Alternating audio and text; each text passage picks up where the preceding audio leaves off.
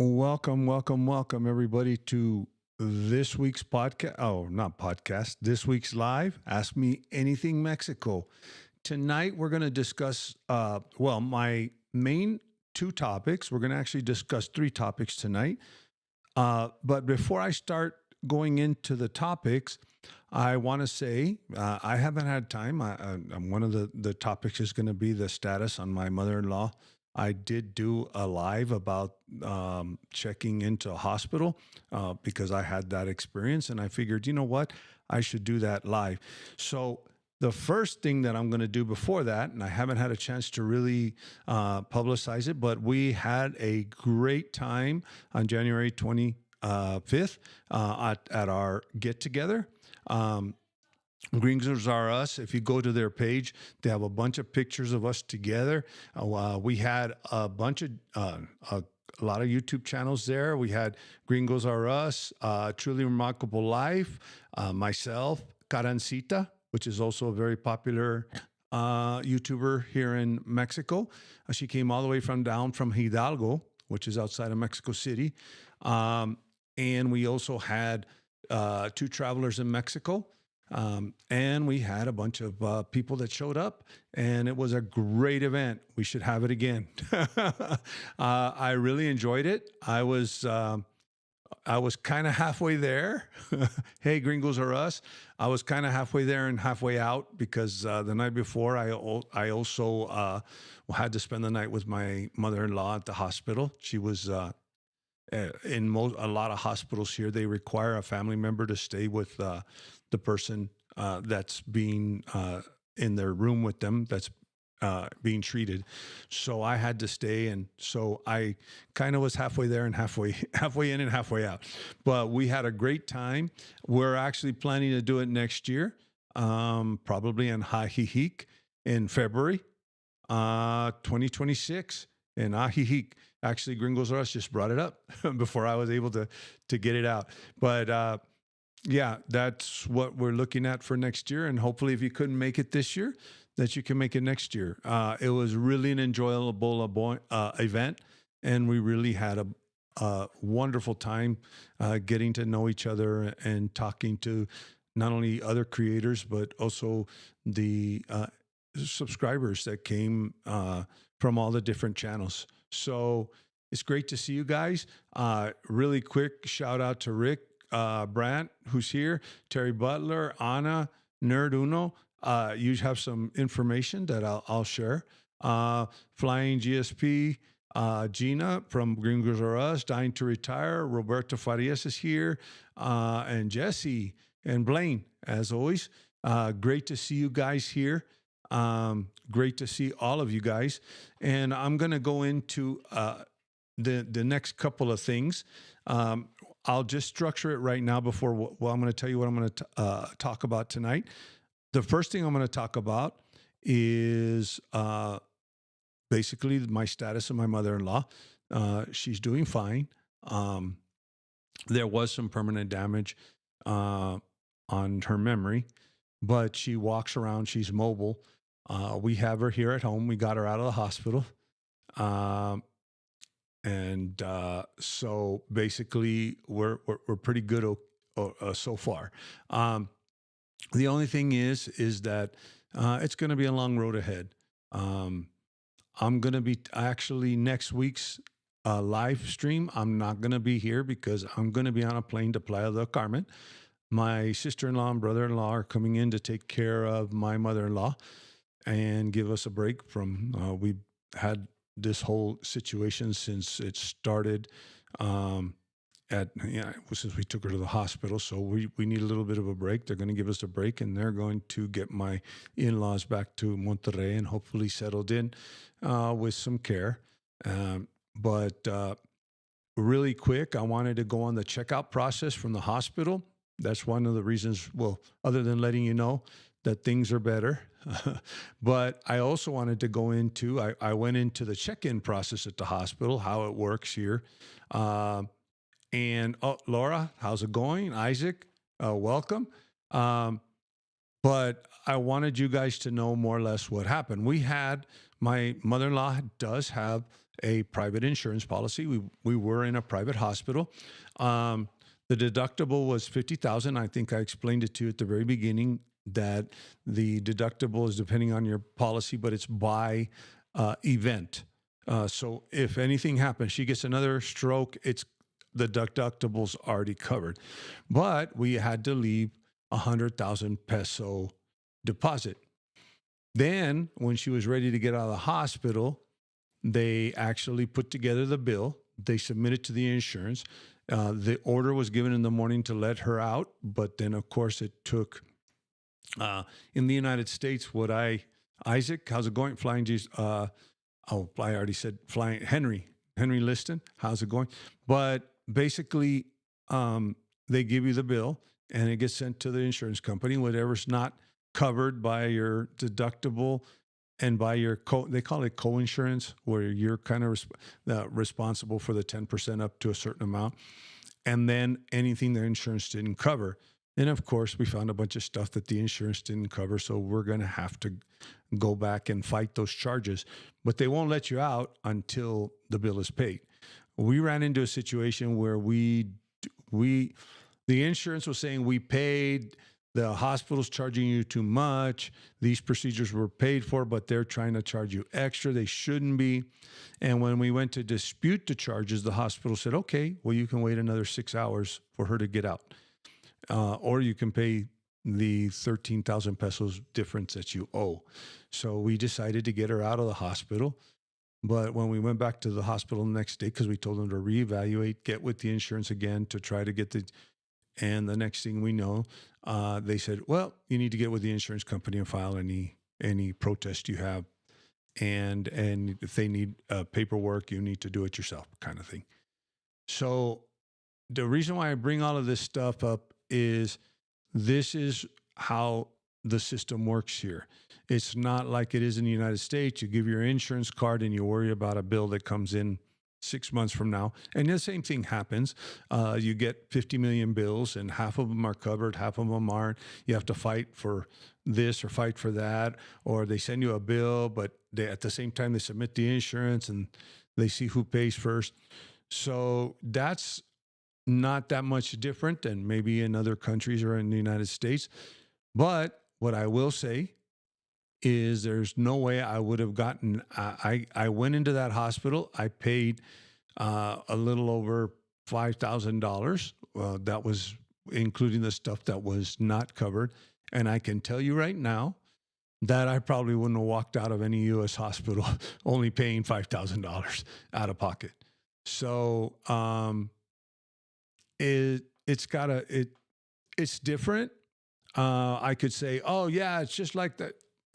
The hospitals actually, Gringos R says, actually, I believe Gina, you worked in the medical billing, and he said this. She was saying the industry billing system is totally universal, all about getting as much money as possible. Yes, it is, and it's kind of. And I even was telling the administrator here, well, look, man, in the United States, that's what they do. They just send you a bill and hope you pay it and forget about it, or hope you figure, oh, I'm probably responsible for this.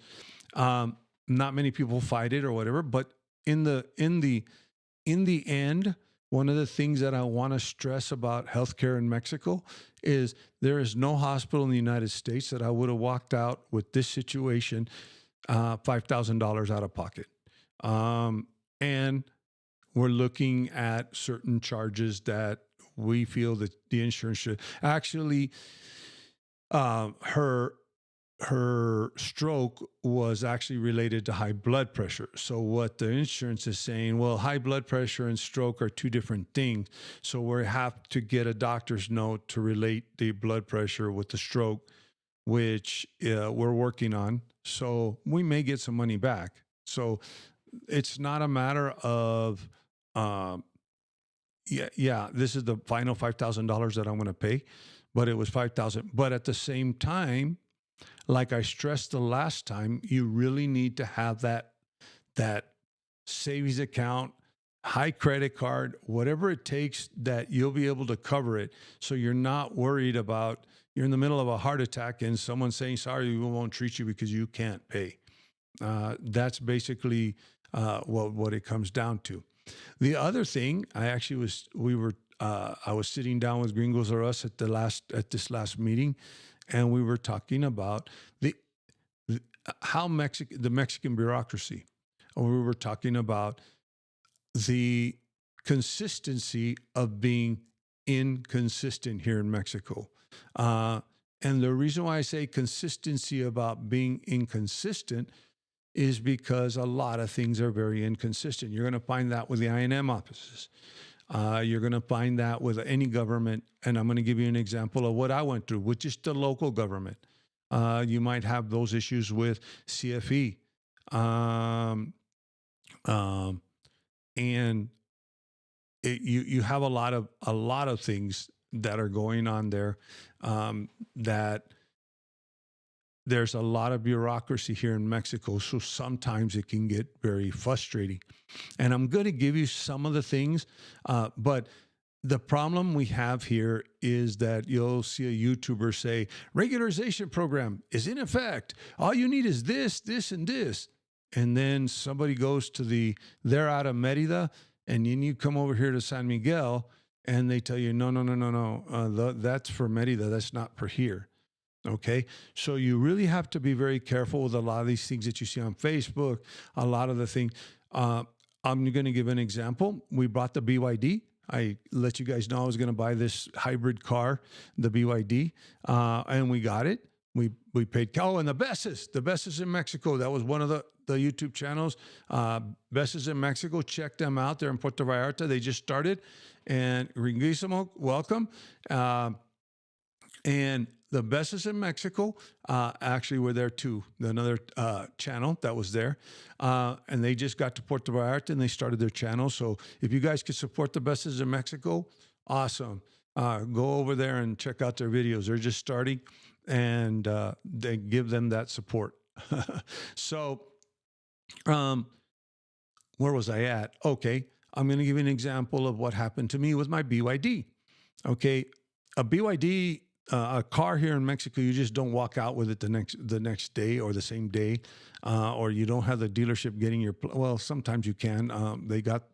We went through the whole thing of getting our plates, but when we paid for the car, you have to get a factura, which took a couple of days, and then we set out to get plates for the car. We bought the car in Querétaro, but you got to remember that Guanajuato is a different state. So we had to get Guanajuato plates because we live in San Miguel de Allende, which is in the state of Guanajuato. We asked the dealership, can you help us get Guanajuato? No, we can help you get Querétaro plates, but we can't help you get Guanajuato plates. So we went down and I got a facilitator, a local facilitator, not one that is an expat service, but we went down to the place where they issue plates, and there's a lot of little offices there that'll help the people for a small fee, a lot less than a U.S. expat facilitator will do. Now, remember, when I say facilitator, we're not talking about immigration process. These are people that help the local Mexican people, not expats necessarily. They said, not a problem, we'll help you get your plates. So they got all the documentation and made the appointment for us. That's pretty much what they did for us. We had to do everything else ourselves. But the hard part is getting into the appointment system and getting the appointment actually scheduled. We submitted all the paperwork, and they said, okay, you're going to need a comprobante de domicilio, which is the utility bill or whatever it might be. And in most of Mexico, it doesn't have to be under your name. We need, of course, we put the car under my name, and then the comprobante de domicilio is in my wife's name, because when we first got here, it was a lot easier to put all the utilities in my wife's name because she's a Mexican. She has an INE and she had all the documentation. I was still walking around Mexico without a card. It took me 8 months to get my first card, literally, to get my actual card.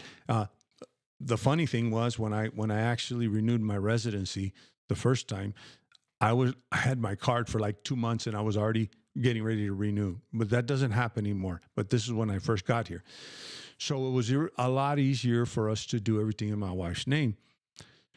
So we had the comprobante de domicilio. We had and they said you have to have the factura, which is what we were waiting for. We got it 2 days later. So I go to and when I gave them the comprobante de domicilio, they said, Guanajuato, okay, this is Guanajuato. Guanajuato requires that the comprobante de domicilio has to be under your name. And we were like, well, if it isn't under, it's not under my name because it's my wife's, because it can only be in one name. Okay, well, then what we need to do is we need to get a form, fill it out, and your wife needs to sign it saying that you have permission to use her address and that you guys are married. And you need your marriage certificate. I said, no problem. And this is where expats might run into a problem, or immigrants, or what do you want to call yourself? Okay, I'll be politically correct here. And I actually ran into an American that had this actual issue, the same issue that I had. And I said, okay, so my wife, we went and got our marriage certificate. We are actually married here in Monterrey, in Mexico, for the Registro Civil. We never thought anything of it. My wife signed a form. We get up to the window, and the lady says, sorry, I can't help you. And I'm like, well, what do you mean? I have my comprobante de domicilio. I have my... Well, your marriage certificate. Oh, and I had to get a copy of my wife's INE, her voter registration card. The name on the comprobante and the name on the INE and the name on your marriage certificate don't match. What happens here in Mexico is you have two last names. When you're born in Mexico, you don't change your name when you get married. There is a formal way of changing, not a formal way. There is a non-formal way of when you're married saying that you're married, but you don't take on the last name. Basically, here in Mexico, your name is your name for life. And a lot of expats, immigrants, whatever you want to call yourself, what a lot of people do is, let's say you got married and you changed your name, so all your documents in another name, but you go and you give your birth certificate, it throws people off here. What they forgot to do on our marriage certificate is my wife, you usually take your first name, you're given a name, right, by your parents, and then you take your father's last name, and that's your first last name, and then your mother's last name. So the way it works is, like, for example, my wife is, her name is Yamilet, and then her last name from her father, and then her last name from her mother. The problem is, when we had the marriage registered here, they forgot to put the second last name.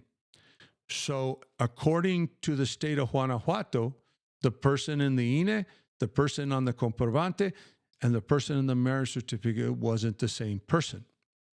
So I says, so what do I do? I mean, I don't know. At that time, they said, well, do you have a Guanajuato driver's license? Well, as you guys know, I was living in Monterrey. I have a Monterrey driver's license. And I said, no, I have one from Monterrey. And she said, well, if you get a driver's license, that works just as good as a comprobante de domicilio. And I'm like, okay. So I run back to the facilitator and says, what does it take me to get a driver's license here? Because I already have one in Monterrey. But they said, oh, no, not a problem. You just go to the driver's license office. We'll make you an appointment. It's the same thing. I had to, it's part of our, don't worry about it. We won't charge you. I'll make an appointment for you tomorrow. And I said, well, what do I need? Your old driver's license, not old, but your driver's license from Monterrey, so you don't have to take the test. You have to go for a quick, at the Red Cross, you have to go take a physical, which they just basically take an eye test and your blood pressure and ask you if you're allergic to any medications, and then they sign a little certificate. And it's like 200 pesos or 150 pesos. You go get that, and a comprobante de domicilio. What's the first words that came out of my mouth? Well, the comprobante de domicilio is not in my name. Oh, don't worry about it. For a driver's license, it doesn't matter. Okay, so this doesn't make sense, right? Because I went to get a license plate, which is just as much of a state transaction, and they wouldn't let me get the license plates for my car because my name wasn't on the comprobante de domicilio. And then I said, oh, but I can change the name on our water bill. But we live in a private, what we call fraccionamiento, a private neighborhood. So the water, they have their own water system. And since it wasn't the city of San Miguel, we don't accept that. I'm like, but it's a water bill. It's like proves, no, we don't accept that. So it's ironic because I needed my comprobante to match my name to get a driver's, not a driver's license, a license plate. But I didn't need one to get a license, driver's license. But getting a driver's license, I didn't need a comprobante. Okay. It's very weird, huh? It's kind of like, this doesn't make sense. And one of the things that I stress to a lot of people is a lot of these processes aren't going to make sense to you. And you just go with the flow. And that's the point I really want to make about these getting around the bureaucracy here in Mexico. Same thing with INM offices. I know so many people that show up to the INM office and something's not signed right. These are the reasons why you want to. These are the reasons why you want to make sure that maybe you have a facilitator. Make sure you have a good facilitator, because the facilitator, I'll even give you one here. This local facilitator, we sent him out. He actually sent all the documents to. He sent what happens here to make an appointment. You have to send the documents. They approve the documents, and then you go. It's supposed to help streamline the process, and they make you an appointment. Well, my facilitator didn't look at it because she didn't notice it. Whoever reviewed the documents and gave me the appointment in the driver's, the license plate office didn't notice it. And then all of a sudden, one of the employees noticed it. So I got past the facilitator. I got past the appointment system, but I didn't get past the person that was issuing the plate. And then it's weird because we have done a lot of transactions, including a lot of transactions with our marriage certificate, and nobody ever gave 2 looks at it. So you need to be very careful. You need to be very thorough. I can give you another example. When we were buying this house that I live in now, there was a lady who was a daughter of a person that had just passed away. They had a will, they had a will in Mexico. But when the mother made I think it was her mother, when the mother made the will, I'm just going to say a name. I'm making up a hypothetical name, Diane Smith. Okay. That was her maiden name. So when she made up the will, she says, I leave everything to my daughter, Diane Smith. Well, Diane Smith gets married to Mr. Jones in the United States. And Diane takes on Mr. Jones' name. So now Diane's name is Diane Jones. Okay. And what happened? The notario, when we were there, came out and said, I'm sorry, I can't do anything. I can't transfer the name into your house. I can't do anything. You can't sell the house. You can't do anything, basically. And she goes, but I'm Diane Smith, and here's my previous. She showed her some IDs from before. Nope, the name on your passport says Diane Jones, and I'm sorry, we can't do anything because Diane Smith is not Diane Jones.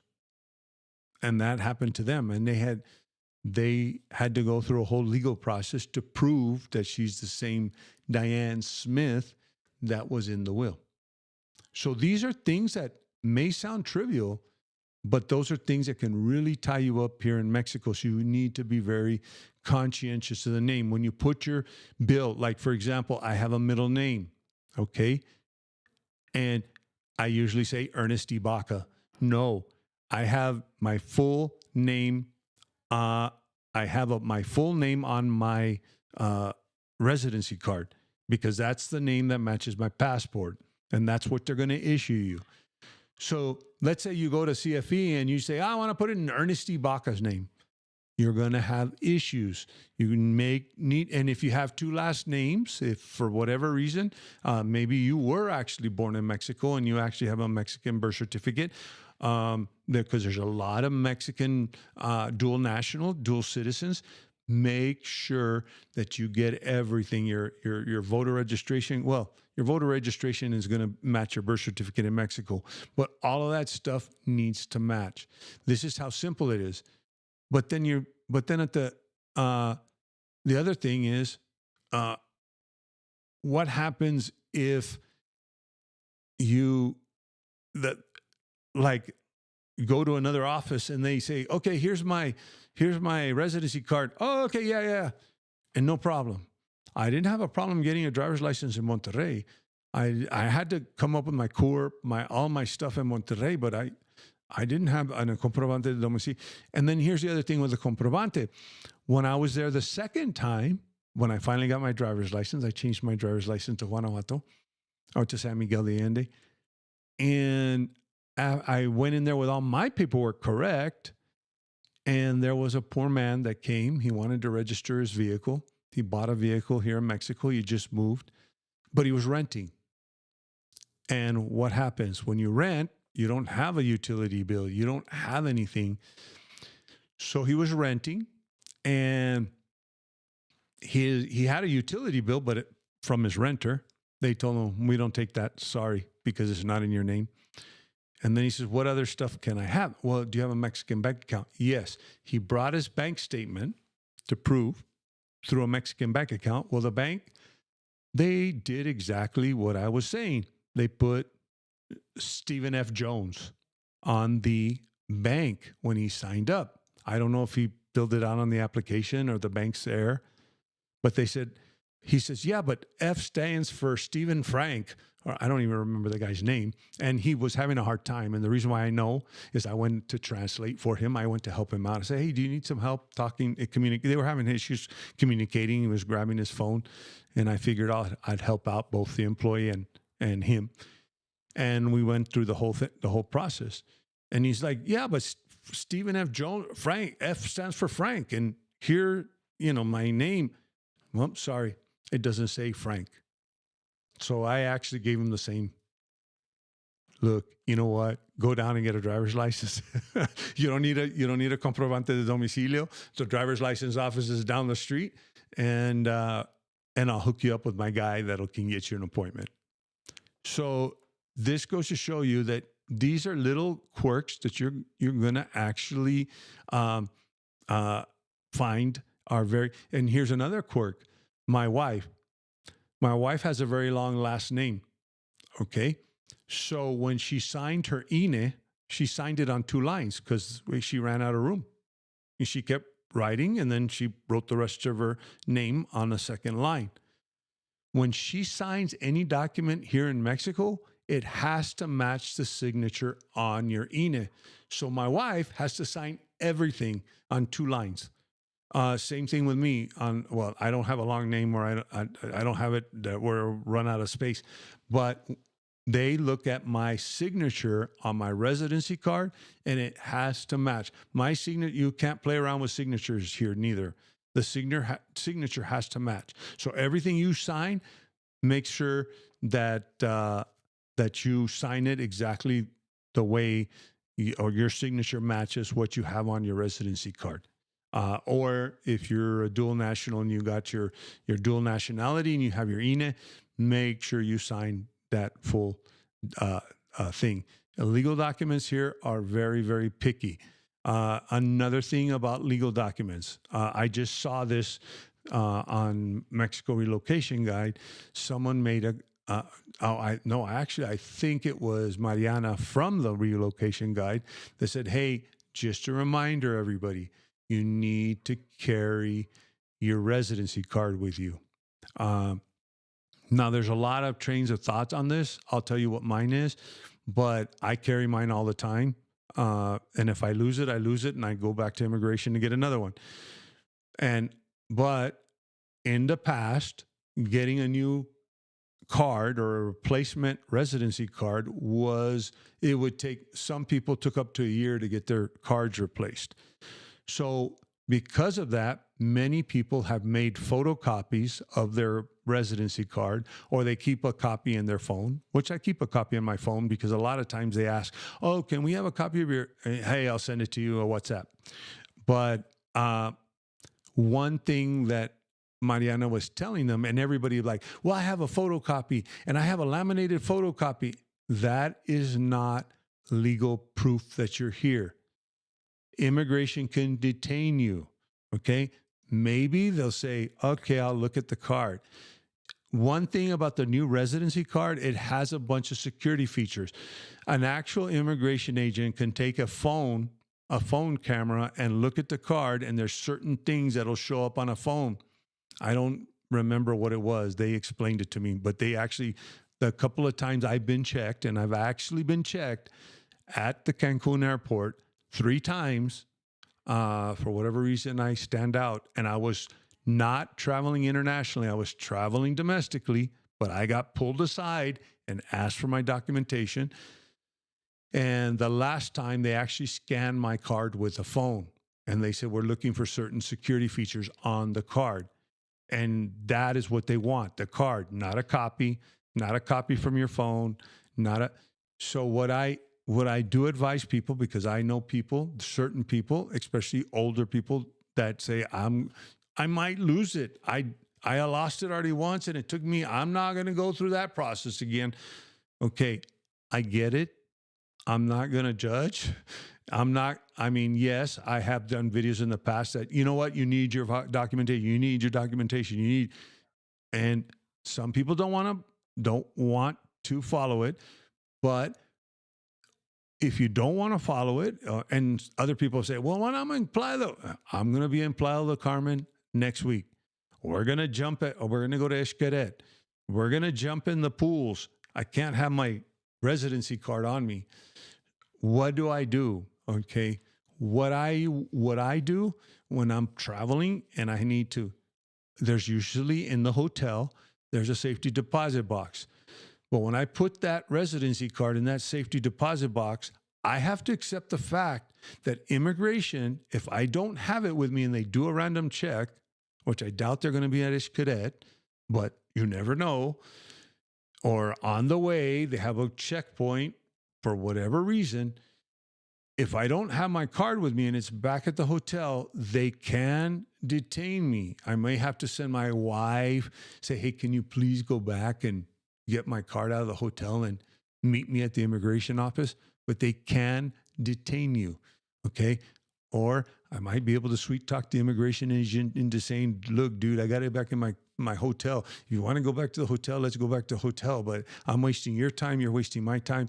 Well, just please. I mean, if you're nice enough, maybe you'll get away with it. But also what people do here in San Miguel, since they live here in San Miguel, they go around, they don't carry it around. But if they go traveling, the one thing you do need to make sure you have your residency card with you when you're traveling. If you're on an FMM, make sure you have your passport, print out a copy of your FMM. There's a QR code where you can print it out. Now they just stamp your passport, but I would print out the FMM. Usually they can check with passport numbers if they call it in or whatever, but have that documents with you. It's very common in the buses to get stopped in immigration to board the bus. Depending where you're at here in Mexico, they may do immigration checks. That is where people have run into problems, where they just forgot their documents and immigration just did a random check. And I know some people that have ended up incarcerated for up to 6 months because immigration can keep you detained until they can determine whether you're legal or not. So some people, but at the same time, if you're walking around town and you know you got it back at your house, immigration is not required to take you back to your house so they can get your documentation. I know one person in Merida that happened. She doesn't have a significant other. She wasn't with anybody that could go to her house. So she was actually detained for over 12 hours until she could get a friend to get a hold of her apartment manager to let her into the apartment so that they could bring the card to downtown. So this is something very serious. A lot of people start this argument with it. This is part of the bureaucracy in Mexico. Okay.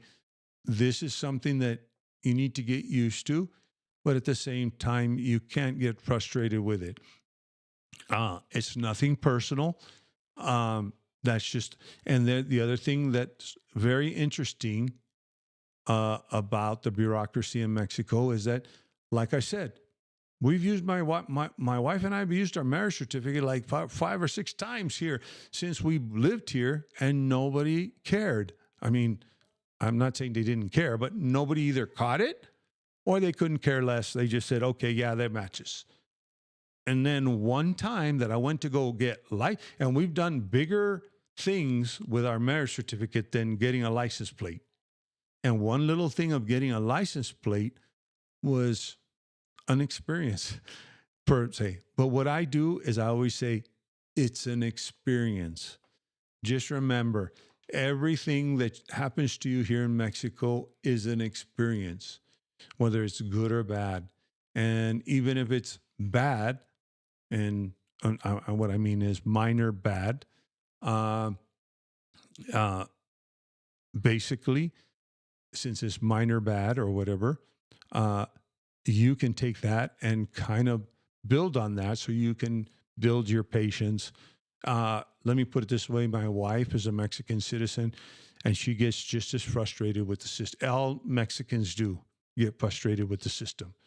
But what you're going to find here in Mexico is they get frustrated with the system, but somehow it's just like, well, that's the way it is.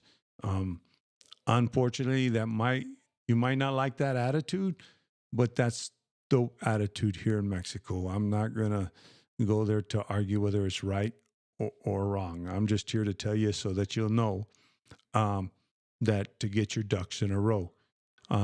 And if you're using a facilitator, make sure she checks your immigration documents. If you're trying to do it yourself, be aware my residency card, I decided to do it myself I didn't even know facilitators existed when I came here. And my wife, who's a Mexican citizen, and me, oh yeah, I speak the language. We're going to go down to the immigration offices, and no problem. And I went and looked up the website, and of course on the website it was old information. So I took all the documentation on the website, but then they said no, you need these other 5 things. Well, but it's not on the website.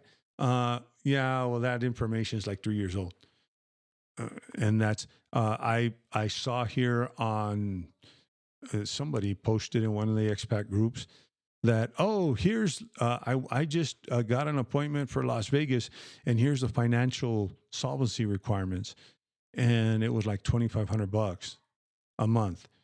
And I'm trying to say, I found a place that accepts less than $4,000 a month. And what happened? One of the guys that was a facilitator said, that information is like 3 or 4, and the consulates don't update their websites that often. So if you're going to do it alone, be ready to make a couple of trips to the immigration office if you're willing. And if you're going to do it with a facilitator, make sure they have everything exact. Also, when you go to sign your residence card, it has to match your passport. Okay? That's how picky sometimes they can get. If you come in and you bring your passport and you bring your residence card, they're going to say, the signatures don't match. How do I know it's you? Oh, well, it's the same name. It's because there's nothing that links your passport except for your date of birth, of course, your name. And then if you say, well, my name, well, there might be another Ernest Baca somewhere out there, and we don't know because your signatures don't match. That is how picky sometimes. What I always say is sometime, and there is a YouTuber out of Merida that always says, in Mexico, the laws are kind of like suggestions. They're not really laws. Don't worry about it. They're not really, nobody ever even follows them. And the thing about it is that is true in a lot of cases. Okay. There's a lot of things here that you can get away with, or, we don't really care. Don't worry about it. We'll sign off on this. But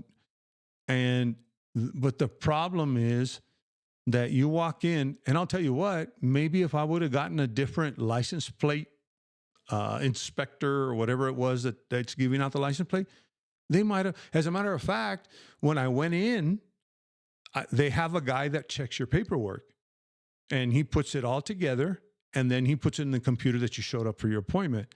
He didn't even catch it. Can you imagine? Maybe if I would have gotten somebody else, they wouldn't have caught the name not matching. Now, here's the thing. I'm glad they caught the name not matching because we're going to have to go back to Monterrey to the Registro Civil. We're going to have to correct we can do a correction basically by showing all our documentation. We're going to do a correction, but this actually was a good thing. And I'll tell you why it's a good thing. It's a good thing because what happens if we have a will, we have all sorts of things planned, our estate planned out in case something happens to one of us or both of us. We made sure that any stuff, if something happened to, we have it. If something happens to one, the other takes over or takes everything. And if something happens to both of us, then it goes to the relatives or the kids. But even with the kids, we made sure that their names matched and everything else.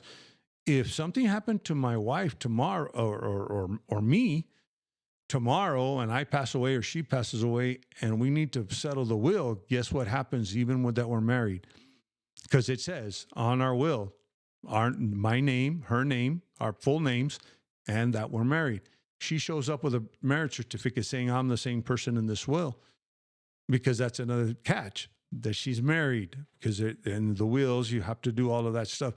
And in the United States, you do that too. But there's the way it works in Mexico is it's a long story, but marriage is a big deal here. So they're going to say, oh, well, you're not the same person. You're not the same person because your name doesn't match on the marriage certificate. So this was a good thing.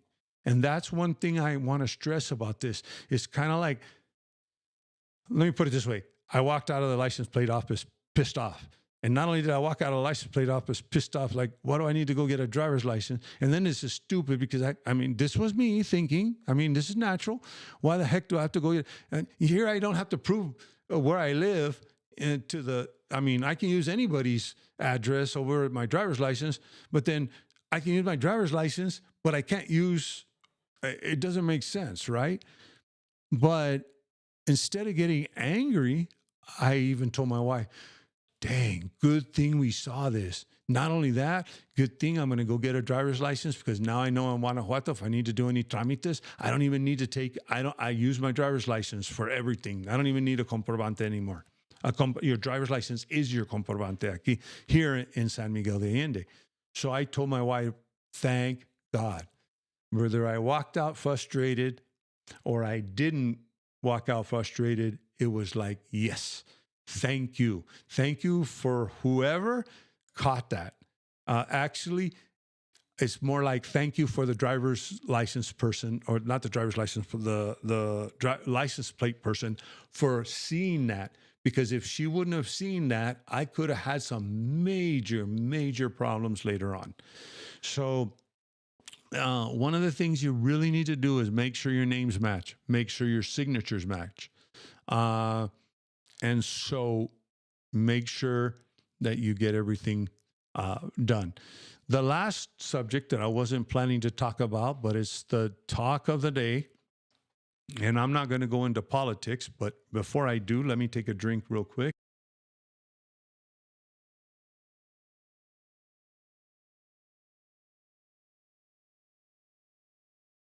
And I say I don't go into politics, but this actually is going to affect you. And before we go into the whole tariff thing, the United States has imposed, tariffs on Mexico and Canada.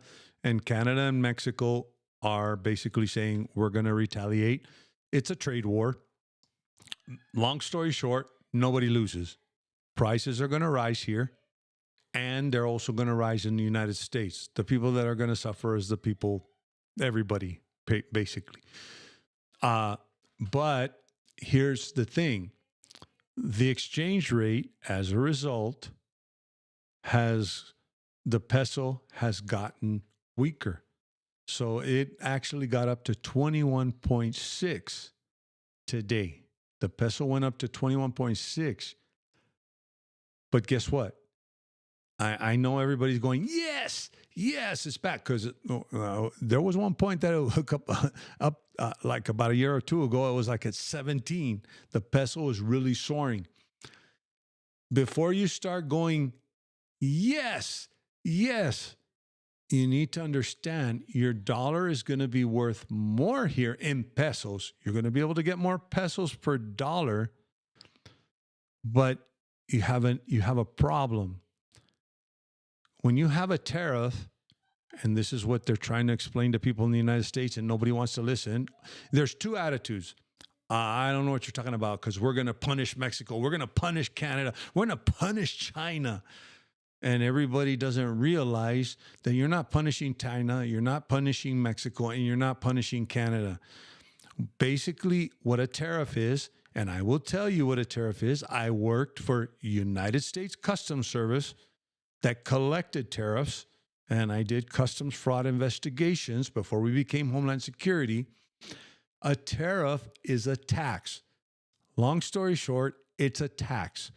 Don't let anybody tell you anything different. And I know people have said they use it as a bargaining tool and everything else because basically you can threaten to put tariffs and ruin the other person's economy. But at the same time, you're also putting pressure on your economy. Why? Because guess what? If there's 25%, okay, I'm just going to give a simple example. If that product costs $1 and it gets sent to Mexico, now there are import charges here in Mexico. Like if you buy something on Amazon, there are import charges, but those aren't tariffs. Those are taxes that Mexico charges. Those are what they call value-added tax, okay? And that's a totally different thing. But when the item comes into Mexico, because they put 25% tariffs on you, so you're going to put 25% tariffs on them. So Mexico is going to say 25%. So now that individual item, and I'm using a small amount, so I could keep some. I'm not a mathematician, so that item that cost $1 now costs $1.25. Why? Because the importer has to pay the 25%, not United States. If it's coming this way, and not Mexico if it's going that way. It's not the country, it's the importer, okay, that imports that good into the United States. So what happens? That item now costs $1.25 because they have to pay $1.25. Okay, well, guess what? We can't, if we're importing for $1, we're selling it for $1.25 to start with. Let's say they're making 25% markup. 25-30% is what the normal retail markup is on wholesale. So let's say we're already charging $1.30 for the product. Instead of making 30 cents, I'm going to make 5 cents. So I'm going to just raise it by 25 cents. So now the product that cost you $1.30 when you the buyer that buys it on the other end costs $1.30. Now you're paying $1.50 or $1.30 plus 25 cents, $1.55. Okay, you have to pay the $1.55 because now the price just went up from $1.30 to $1.55. So what does that mean? Okay, I get more pesos for dollars, but the price went up. And here's the problem. If the inflation, because what happens is, I'm going to make it simple. These prices going up in Mexico, like they're going to go up in the United States, these prices that are going up is what we know as, well, there's a lot of other things affecting this, but it's known as inflation. Okay, so basically you're going to have a higher inflation rate in the United States and a higher inflation rate in Mexico. So what does that mean? Well, yeah, your dollar's worth 10% more, maybe, and when it all is all over with it. But if the prices go up by 10%, you're still paying the same amount of money, if that makes sense. So is your dollar is your dollar really stronger? Yeah, stronger on paper. But what I always tell people when they start wanting to move here to Mexico, because everybody thinks, I'm going to live here in Mexico really cheap. As a matter of fact, I even saw another post on a Facebook group. This guy had 34 beers and hors d'oeuvres, and it was $60, and he was trying to say he got gringo priced. And I'm like, you're kidding me, right? 34 beers. There's nowhere you're going to buy 34 beers for $60. I'm sorry, but you didn't get gringo priced. And this is where people get this. Well, what did you think? That it was going to cost you $5? There's an unrealistic expectation of what inexpensive means here in Mexico. And you need to be able to adjust. I've already said this. Just because you have $2,000 a month and you're paying $500 in rent today doesn't mean the rent's not going to go up tomorrow.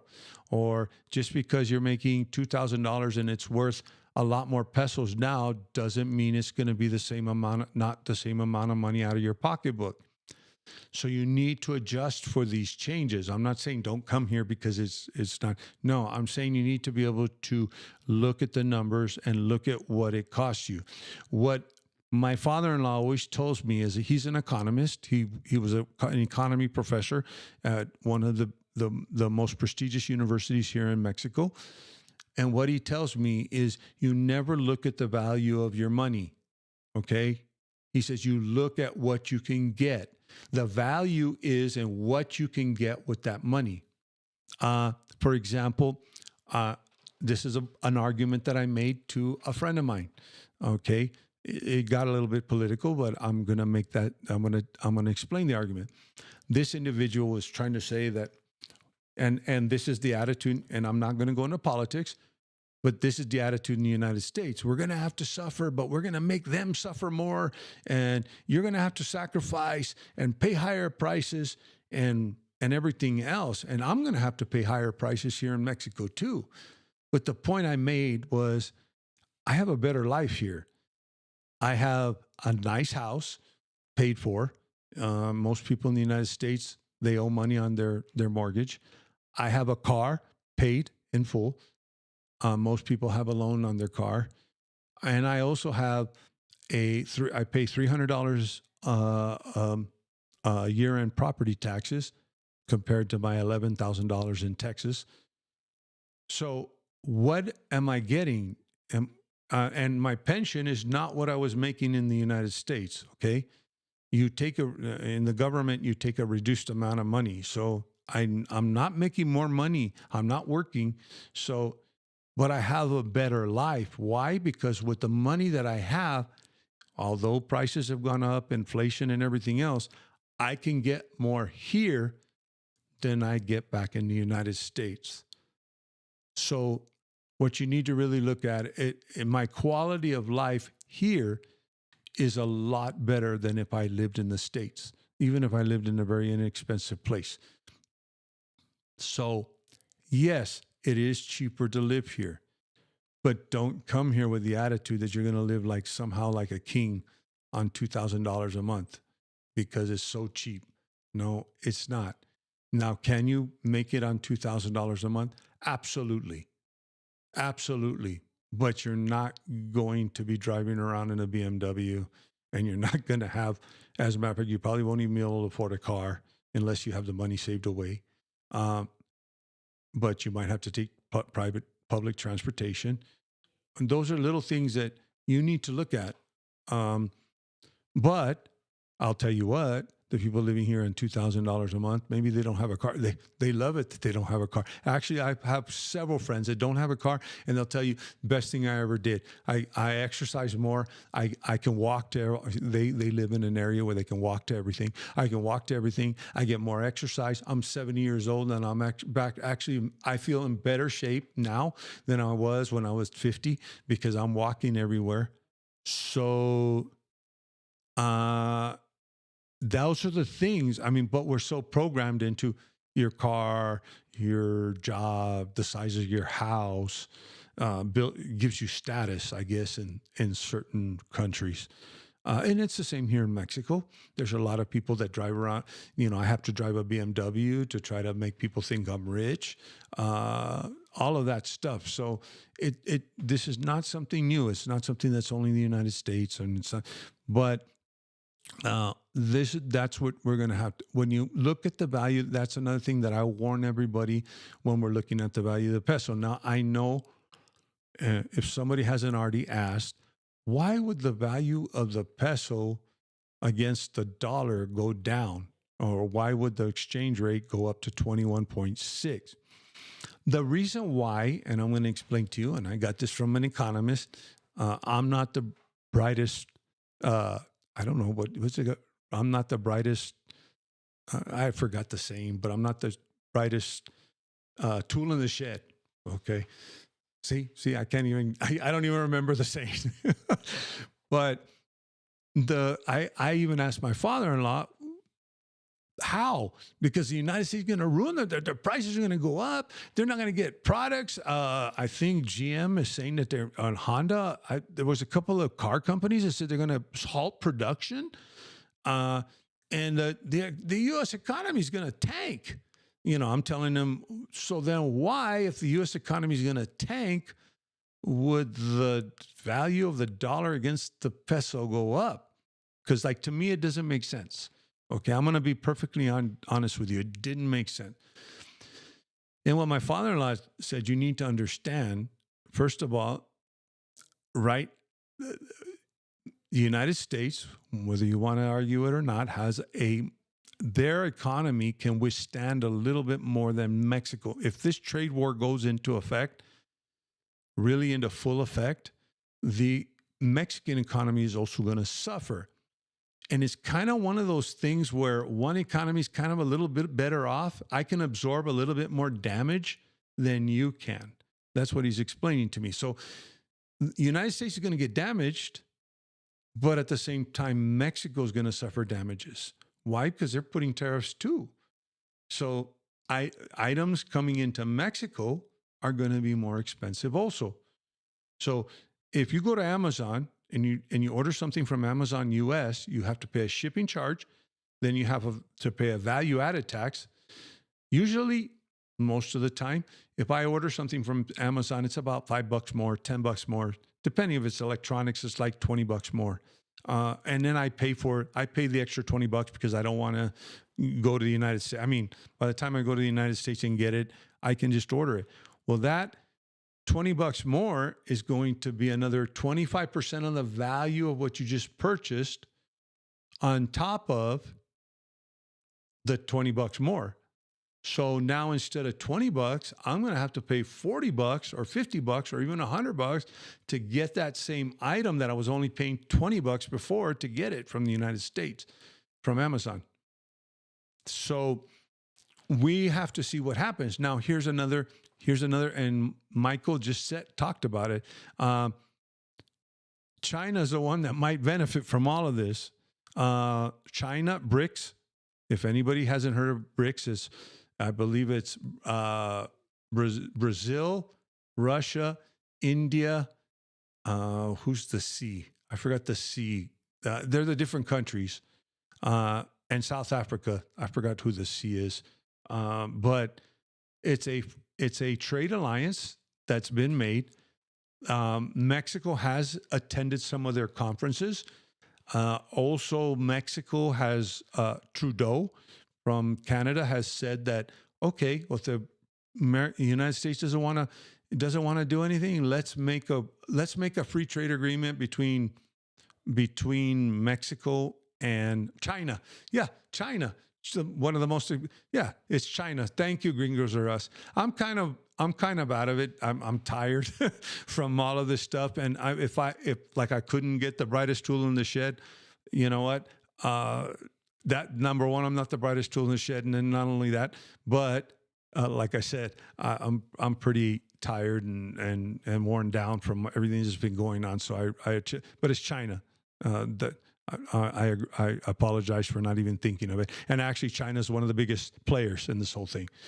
And yes, and Michael, Canada has tried to backstab Mexico because they wanted to kick them out of NAFTA. But guess what? Now Trudeau saying he wants to get with Mexico and meet with Mexico about doing their own trade agreement. Basically, they went from bad mouthing Mexico to saying we want to be your partner so we can get back at the United States. Uh, and I know that BRICS is being tariffed very heavily, but they have been courting Mexico. As a matter of fact, they even want to make their own currency. BRICS wants to make their own currency, and the Mexican flag is already on their currency. It's almost like they're waiting for Mexico to say yes. Mexico hasn't joined, is not part of BRICS. They have not joined BRICS, but we might see some new trade partnerships, because what happens in a tariff war, especially with tariffs, is that Mexico is going to have to find another place to send its products, right? So, and Canada too. Okay. So if this trade alliance between, I don't know how much stuff we need from Canada or what the deal is, but if certain trade alliances are built and the United States is isolated, you're going to have an issue here, because guess what? The United States is the one that's going to hurt. And what you might see, and the reason why I'm talking about this has nothing to do with politics. What we might see, depending on the strategy. Now, what happens immediately is gonna be bad for both economies. Yes, it's going to be bad for both economies.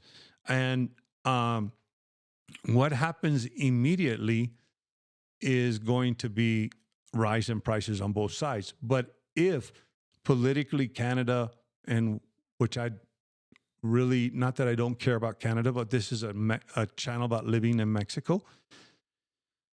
And so if this is a channel about living in Mexico, if Mexico finds other trade partners such as China, and we're seeing this because I just bought a Chinese electric vehicle for very cheap, and the quality of the thing, I'm impressed. I'm really impressed. Better than most U.S. cars I've owned. Okay, and I know China's always had a reputation of not making good stuff, but I don't know. I'm impressed with this car. I mean, I've never had. I mean, the car drives like a Mercedes Benz. Literally, we've had a Mercedes Benz before. It like the actually feels like the steering and everything like a Mercedes Benz. How long it'll last, I don't know. We'll have to see. But so, like I said, if we see a surge in, let's say, the Mexican economy because they divert their agriculture to BRICS nations, and even if, and I know you said, Michael, that BRICS nations have 100% tariff. To be honest with you, this trade war, what's going to end up happening, and like I said, we don't know, because what Trump does and what he says are two different things. And I'm not going to make any predictions of what's going to happen with the U.S. economy or anything else. All I can tell you is people are going to pay higher prices on both sides. But one thing we need to take into consideration is what happens if Mexico builds no dependence on exports to the United States. Actually, you got to understand, the one that's the consumer economy is the United States. The one that needs goods and gets them from other countries is the United States. I know the argument's there. Bring manufacturing, like I have to say something already. Is yes, I know you could bring manufacturing back to the United States. The problem is, and this is what people don't understand, is that, and I'm going to use Mexico because we're in Mexico, not China, because we'll stay away from the China thing. But people don't understand that to put a car factory in the United States, GM, as a matter of fact, GM and Honda or whatever that said they're going to halt production, they said, no, we're not bringing our factories back to the U.S. I can already tell you that. We've already spent billions and billions of dollars, or millions and millions of dollars building these factories. How am I going to build a factory in the United States? That's number one. Number two, it cost me $40 to $50 an hour for a U.S. Auto worker. Yes, I'm not going to go into politics, but they have unions and everything else, and they have to pay at least a minimum of $50 for certain positions. That $50 an hour, they can actually, and even pay somebody. We're talking high pay here in Mexico. They can give them $10 an hour and have 5 workers producing 5 times as much here in Mexico. That is where the big fallacy in the United States comes. Oh, well, if we can't get goods or nobody can import goods, these companies are going to come back to the U.S. They're not going to come back to the U.S. Labor's too expensive. How do you compete with a country, as a matter of fact, even paying the 25% tariffs? Okay, I can still produce a car for a lot cheaper in Mexico.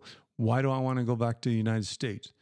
The only way I'm going to go back to the United States is if the U.S. government builds my plant and my workers are back down to, and I get it, the Republicans want to get rid of unions. So let's get rid of a union and the minimum wage and all of that stuff, and we'll go back to slave labor of $5 an hour. Yeah, but your economy is not going to do very good because you're paying your people $5 an hour. I don't even remember the last time I checked, it was like you need 6 figures nowadays in the United States to live comfortably. And we're talking about a middle-class family. So we're going to have to see what's going on.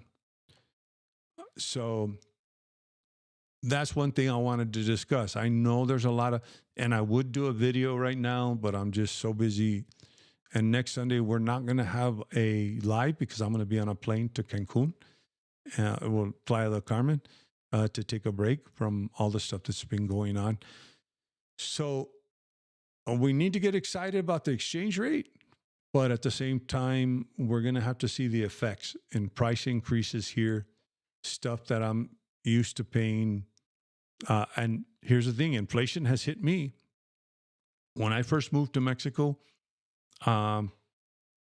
inflation has hit me. Actually, I paid less for groceries 5 years ago, when I was here in Mexico than I pay now, even with the exchange rate being, and when I first came to Mexico, the exchange rate was 17 to 1. I bought this house at 17 to 1. And now the exchange rate is 21 to 1. And the truth is, I'm still spending more money than I was 5 years ago. Okay? That's the thing we need to do.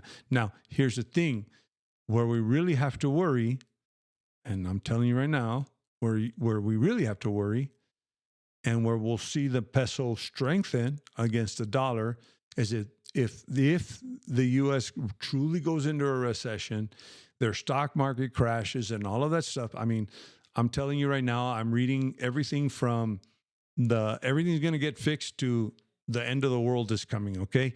So we don't know. I always caution everybody when I before we go into and not talking about politics, but we need to make sure that we are aware that the peso could weaken. Now our dollar could be worth less, and then our inflation here in Mexico is up. Then you have to worry. Because if it starts going back down to 16, 18, 19, 17 to 1, and prices are higher here, then we're going to have some issues.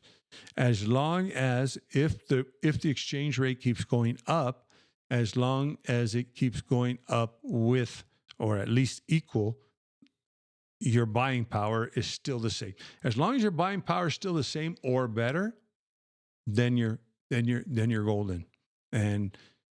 And where you really need to worry, yes, we need to worry when it goes down. The other thing, too, is squirrel away some pesos now. If you can, transfer that money using Wise. And so if it's up, it's up. It might go up some more, but a lot of people use that strategy where they go and buy some pesos so that if in case it goes down. And then don't buy too many because it might still keep going up because we don't know how this trade war is going to go. And because you got to remember, if you put tariffs on Mexico, it is going to hurt the Mexican economy. It's not hurting the government, but it is hurting the economy. And I guess maybe that's where this idea that we're going to threaten you with tariffs, so we're going to ruin your economy or mess up your economy until you submit. But you got to remember, it's like war, okay? When you send any country goes to war, they're going to have casualties. And And usually the one that wins is the one either with the less casualties or the one with more constitution to keep fighting. And the other one gives up. I mean, and that's basic. I mean, it's been going on since the beginning of humankind. And that's the way it works. A trade war is nothing different. It's just a war, but it's a war with commerce. So everybody suffers, and and any kind of war, nobody wins. Everybody loses. It's about who loses worse. And the United States is putting themselves in a position to lose worse, but they're also going to put some hurt on the other countries. I'm not going to deny that. That's just the smartest move in the world. I don't agree.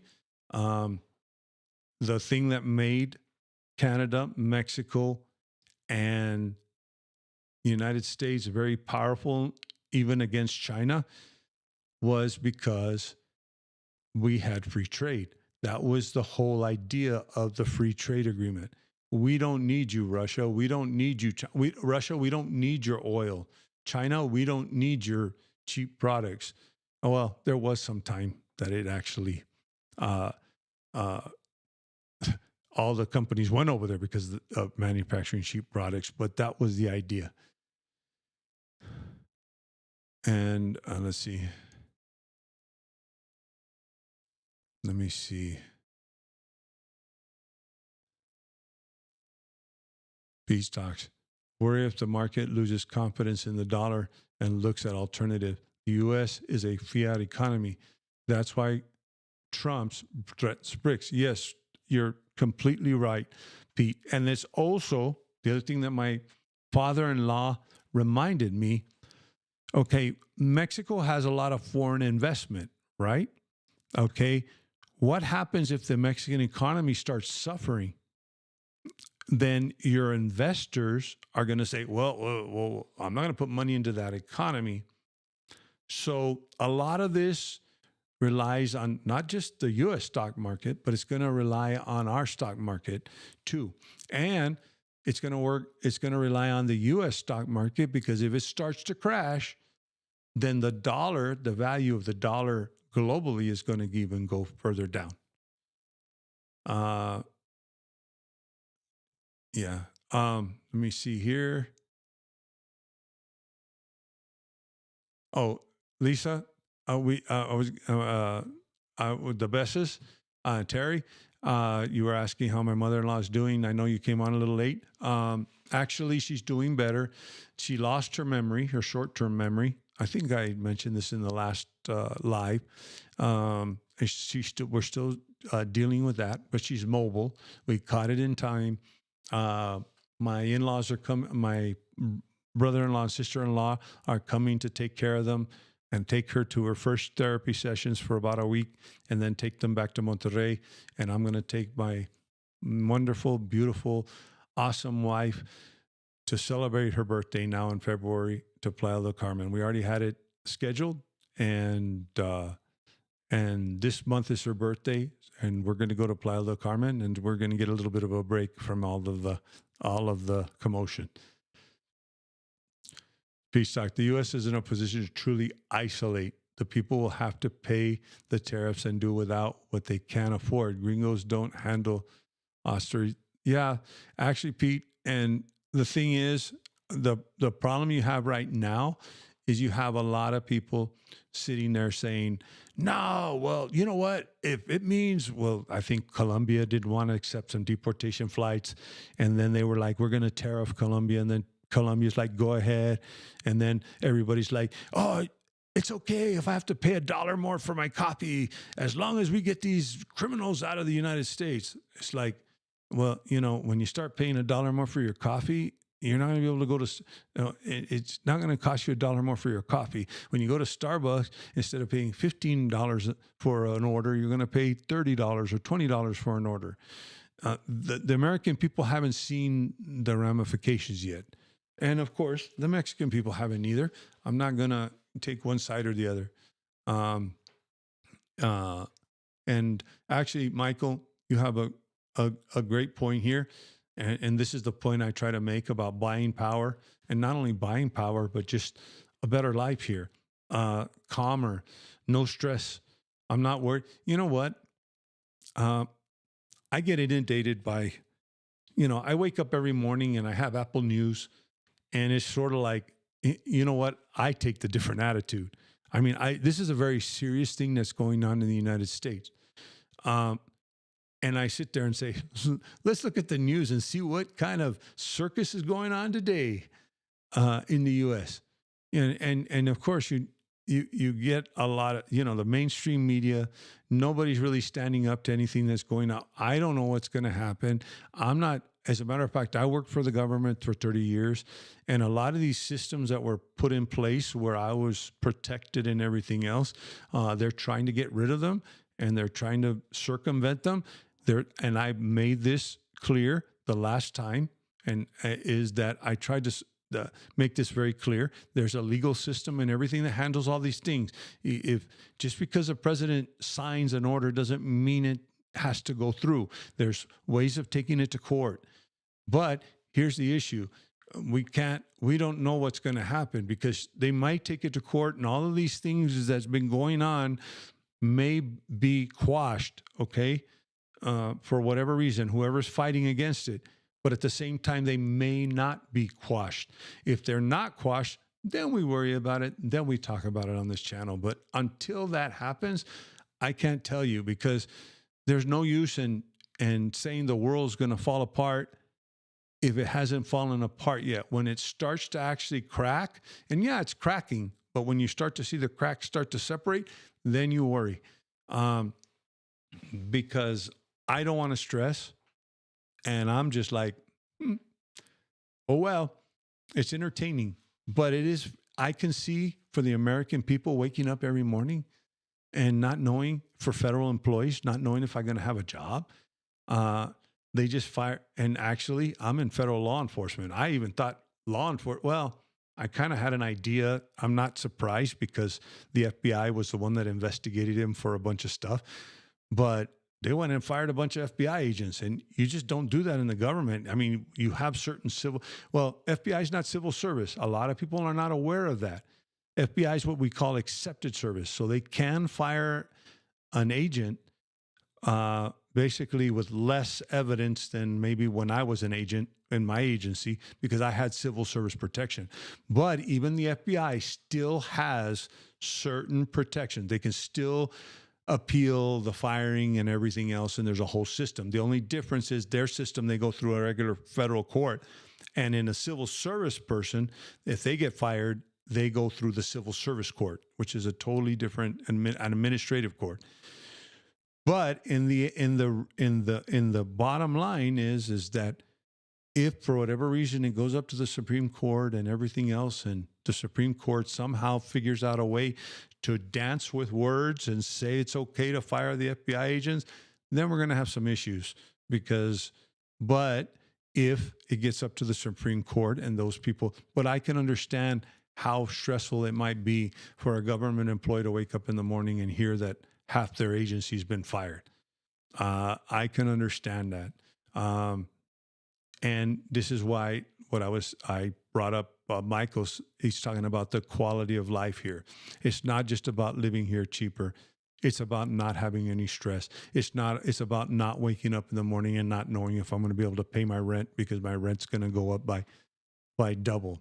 Or my property taxes. I was already paying $11,000 a year. Well, actually 11 plus another 4,000 on another house I had. So it was $15,000 a year on property taxes.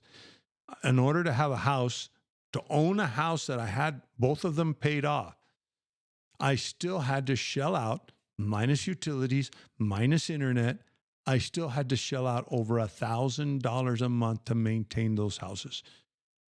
And we're talking about not having to pay rent, not having to pay a mortgage. So those are the things that we need to make sure that we have a good grasp of, and we need to come here to Mexico for the quality of life. Yeah, I'm not paying $1,000 a month anymore. But at the same time, yeah, that's one of the benefits. I don't have to pay $1,000 a month to maintain my house. I have solar panels, so I don't pay anything in electricity. Uh, I own my house and I pay $300 a year in property taxes. That's less than half a rent payment. So I don't have those expenses. So you could say, "Oh yeah, I don't have to." I don't. Yeah, I don't, and that's great. But at the same time, I'm not here just for that. I'm here because I love the fact that I think Laura, you asked me what was the best thing, or what was your best thing about moving to Mexico. My thing is, hey, my thing is, I feel so much calmer. I'm more relaxed. The culture here. Um, and the funny thing is, I was talking about politics. We were talking with the creators the night before, had a meeting. We had a get together before the event last week, and I was talking to two travelers in Mexico, and Gina was there, I think. And I said, the thing about Mexico, and I even gave an example. The current president and the last president are very, very controversial here in Mexico. They have left-leaning ideas. They're more socialist type ideas of helping people out, giving money to the poor, and everything else.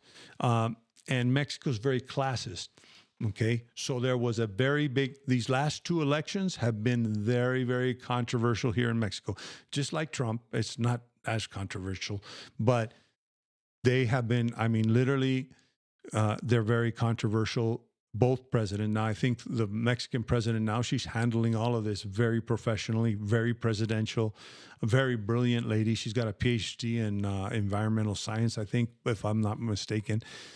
And the one thing that I was saying is I have family that are on both sides. I mean, I integrated into a Mexican family. So when the elections were around, I had half my family saying, no, we're going to end up like Venezuela and blah, blah, blah, because of the socialists and the communists. And then these poor people, they're going to be lazy and they're not going to work.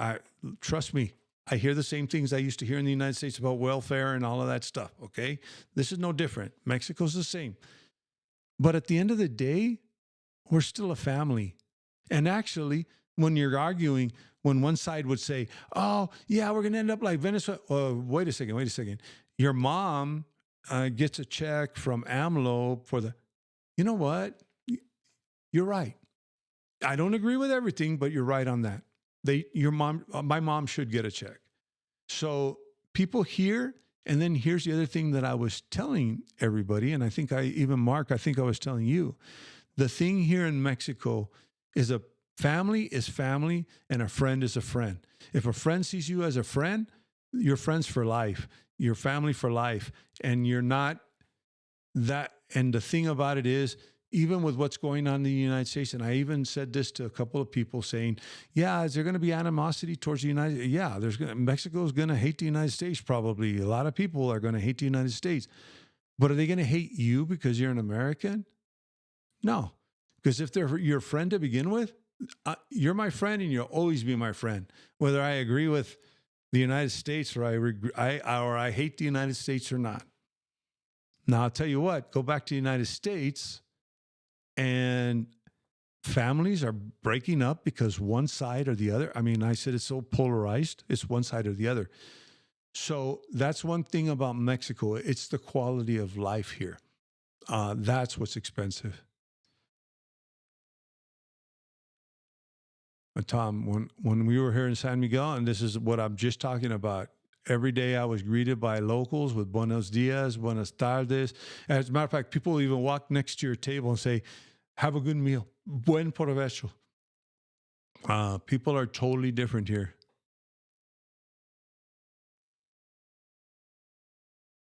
Yeah, there is no sign. It's different, and I'm telling you now, I don't know. To be honest with you, I still have faith in the system, that the system, in 2 years, Congress could change. The only problem was I'm like, wow, before I used to see all these congressmen come out on TV and everything. No. I also saw that there was a CNN reporter that resigned because they told him, hey, calm it down a little bit. But because they were being sued by Trump. This is the first time there's a first time for a lot of things that this administration is doing. I still have faith in the system, but if the system fails, yeah, we might have some problems, and we can visit it when it fails. But it's just a very, very bad vibe over there in the States. And this is what you were saying. Mexico is very family oriented, and not only where we're talking about family oriented goes into your friendships here. It extends into friendships. Um, Here in Mexico, it's not uncommon to get so close to a person, they'll even, it's almost like you are blood, and you are considered part of the family.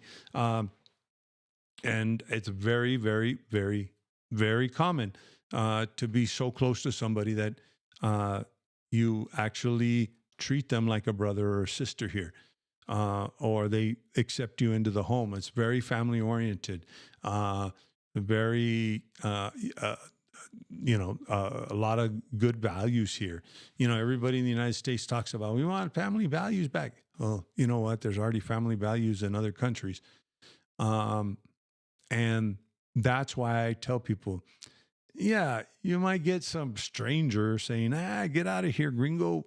But you're living here, your day to day living here, you're going to see that most people are most are accepting, as long as you're not a jerk. I mean, if you're a jerk, they're going to be a jerk back and say, yeah, those mean Americans or those stupid Americans. But if you're here and you're good and they like you, they don't care what the United States is. I'm not saying they don't care what the United States is doing to Mexico. But what I'm trying to say is they'll still accept you as a person here. And that's where you I don't know how to explain it. If you're not used to that and you're from the United States, and when you really experience it, it's an incredible feeling. So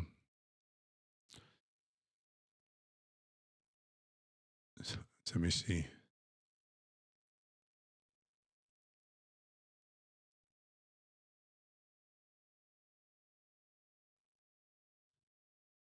So, Gino was saying, see, they got accepted into I think you meant Morelia, but you know, and they'll even you. And here's the thing: I'll give you an example. I have a niece, uh, and she's dating somebody. She's going to school here in Mexico at the Tech, and she's dating a med student. And when we get together, the first thing he comes up to me is he says, "Hey, Tio," like I'm already his uncle. And you know what? They may not work out, whatever. But he integrates into the family just like, and I mean, to him, I'm his uncle.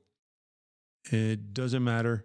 I mean, this is a niece through my wife. I'm an only child, so I don't have any brothers or sisters or nieces or nephews. This is a niece through my wife, and I'm already Tio. There's a lot of terms of affection here. Um, and nobody's giving me a hard time for being from the U.S.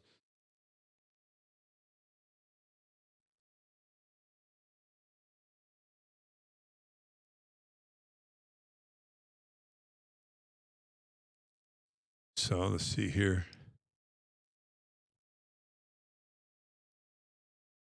Oh, Motera. This is the name of the family. I thought you were saying, oh, they're in Veracruz. Okay, Motera. I thought you might have misspelled Morelia. I apologize, gringos are us. But and then Nerd brought up something here that I want to bring up, and I think they're even doing it with Timu. Let me see if I can find that comment up here. Um,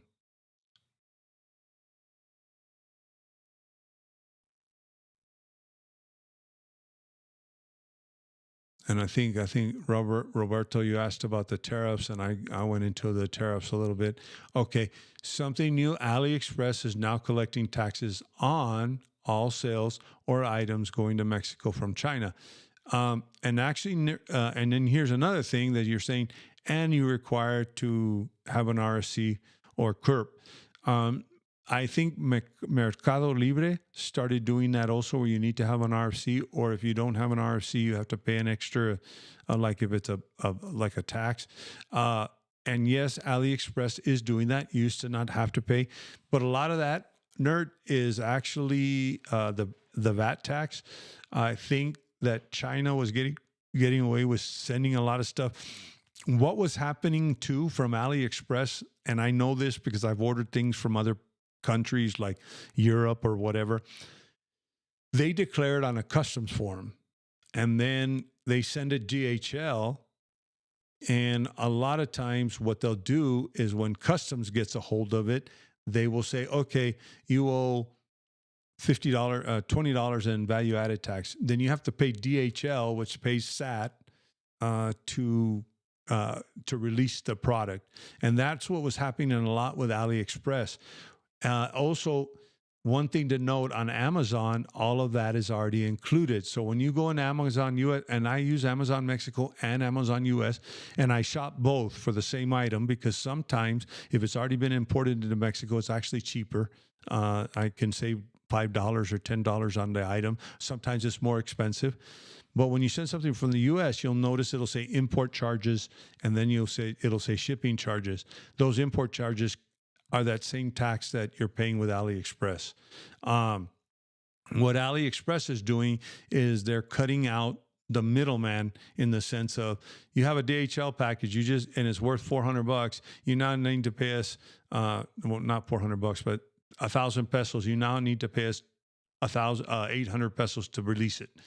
Now you already pay that up front. AliExpress takes care of paying the value added tax. And the thing with the RFC or Corp, you're needing RFC or Corp for a lot of things now. You're not able to get away with a lot of things that you used to be able to get away with without it. AliExpress was using the most, then later started using Mail Americas, which, neither one of them could collect taxes. So they were probably getting around the system, but now they're going ahead and doing that. I haven't really ordered from Ali. The thing I stay away from, because I experienced this the first time, I ordered something from China, actually, that they sent DHL and FedEx. They sent it FedEx. And the FedEx said, oh, that'll be 900 pesos. And I'm like, what? Yeah, you have to pay the taxes. And luckily I had 900 pesos with me. And I said, never again. I'm not going to pay 900 pesos for something I paid $25 for. Sometimes on certain items, value-added tax is almost doubles the price. Sometimes it is more or less like sales tax. So you have to be careful. And is it better to get a facilitator to get an RFC number? Yes, it is. It's good because they'll be able to make the appointment for you. They won't go with you to the appointment, but some will actually go with you to the appointment. You have to go in by yourself to get your RFC, but they're good at getting all the paperwork together. I would use a facilitator, Jesse, and you want to make sure it's correct. I used not a facilitator, and I'm going to be perfectly honest with you. I used an accountant who, I don't know how he got it, but he was, and I know many expats were using him when it was time to get an RFC, that we had to get an RFC. I used an accountant. I paid him. I'm not saying he did anything, but he probably had contacts within SAT, and he was able to issue me. But I was issued an RFC out of Colima. Like if I lived in Colima, I actually had to go to Monterrey. I actually had to get an appointment. I had to change my address on my RFC, and I had to get the e-firma. The e-firma enables you to get on to the website, because what you're going to find is they're going to want a lot of times your constancia. Okay, the constancia is a piece of paper with your RFC and what your taxpayer status, and your taxpayer status is going to be that you don't have tax liability here. Or, for example, you buy a car, they're going to want your RFC, and they're going to want your constancia. The problem with the constancia, it has to be printed within the last 3 months. The way to print your constancia is to go on to the website, or you want to change your address, is to go onto the website with your e-firma. Your e-firma are these encryption keys that they put on a USB drive. They also take your biometrics, but on the USB drive, you're able to get in to do all of those things. So I had to actually, even though I had an RFC, in order to change my constancia, because they put it that I was a Mexican worker, salaried Mexican worker. I had to say, no, I'm not, I don't work, because then I don't want them coming after me saying you owe taxes.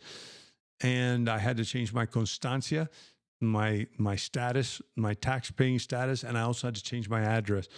And the only way to change that was to go into the SAT office. So Jesse, if you get a facilitator, make sure you get one that actually will do the actual wherever you're at and give you the whole 9 yards. And you're going to have to go physically. They're not going to get it for you. If someone just says, tomorrow I'll get you a RFC and I'll send it to you in the mail or email, don't pay a facilitator like that, like I did. You want to get a facilitator that's going to make the appointment for you, get all the paperwork together, and maybe even go to the appointment with you. They can't go in with you, but they can, be there with you until you get let in, like the facilitators for immigration.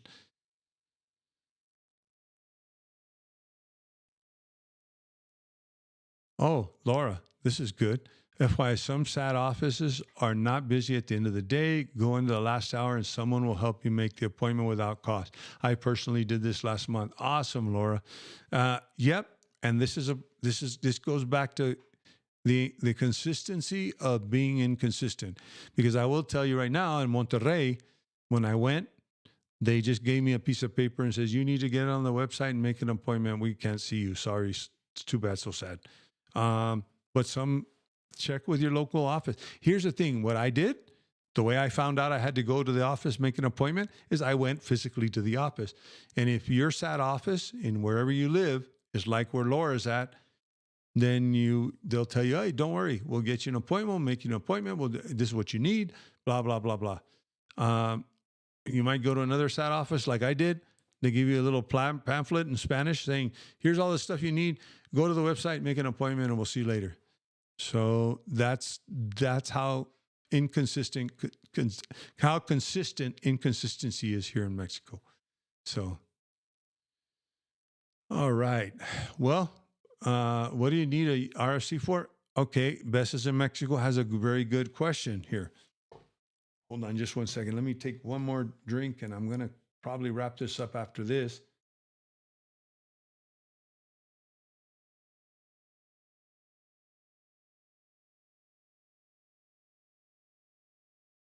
What do you need a RFC for? This is what you need an RFC for, okay? The RFC, there's a lot of confusion because it's a taxpayer ID number. Okay, so the first thing everybody asks me is, why do I need a taxpayer ID number if I don't pay taxes here in Mexico or I don't pay income taxes, okay? In Mexico, you have two identifying numbers. One of them was issued to you when you got your residency. That's called a CURP. Everybody gets issued a CURP at birth, okay? And you got issued a CURP when you got your residency. That's an identification number, okay? That's a national identification number. And then you have in the United States, you have your social security number. That's kind of like your ID, everything. And your RFC, okay, is what you have to do with what is an RFC? It's a taxpayer ID number. Then you're sitting there thinking, like I said, just said right now, why do I need a taxpayer? Number one, I don't pay taxes and I don't do this, I don't do that. Hold on. Just because you have an RFC doesn't mean you're paying taxes here in Mexico. That's why I talked about your constancia. Your constancia is what tells SAT what your tax-paying status is, okay? But what happens is Mexico has a system here called the factura system, okay? Any large transaction, okay? Any large transaction, and Pete just talked about the INE, but I'm going to talk about that. I'll answer your question, Pete. The RFC is the taxpayer ID number. So let's say you buy a car. Like I just finished buying a car, right? And remember I mentioned that I needed the factura to get my license plate? The factura is issued by the person by the business, okay? So I purchased the car. they go into and the factura system is run by SAT. Okay. So when they sell a car to Ernie Baca, right?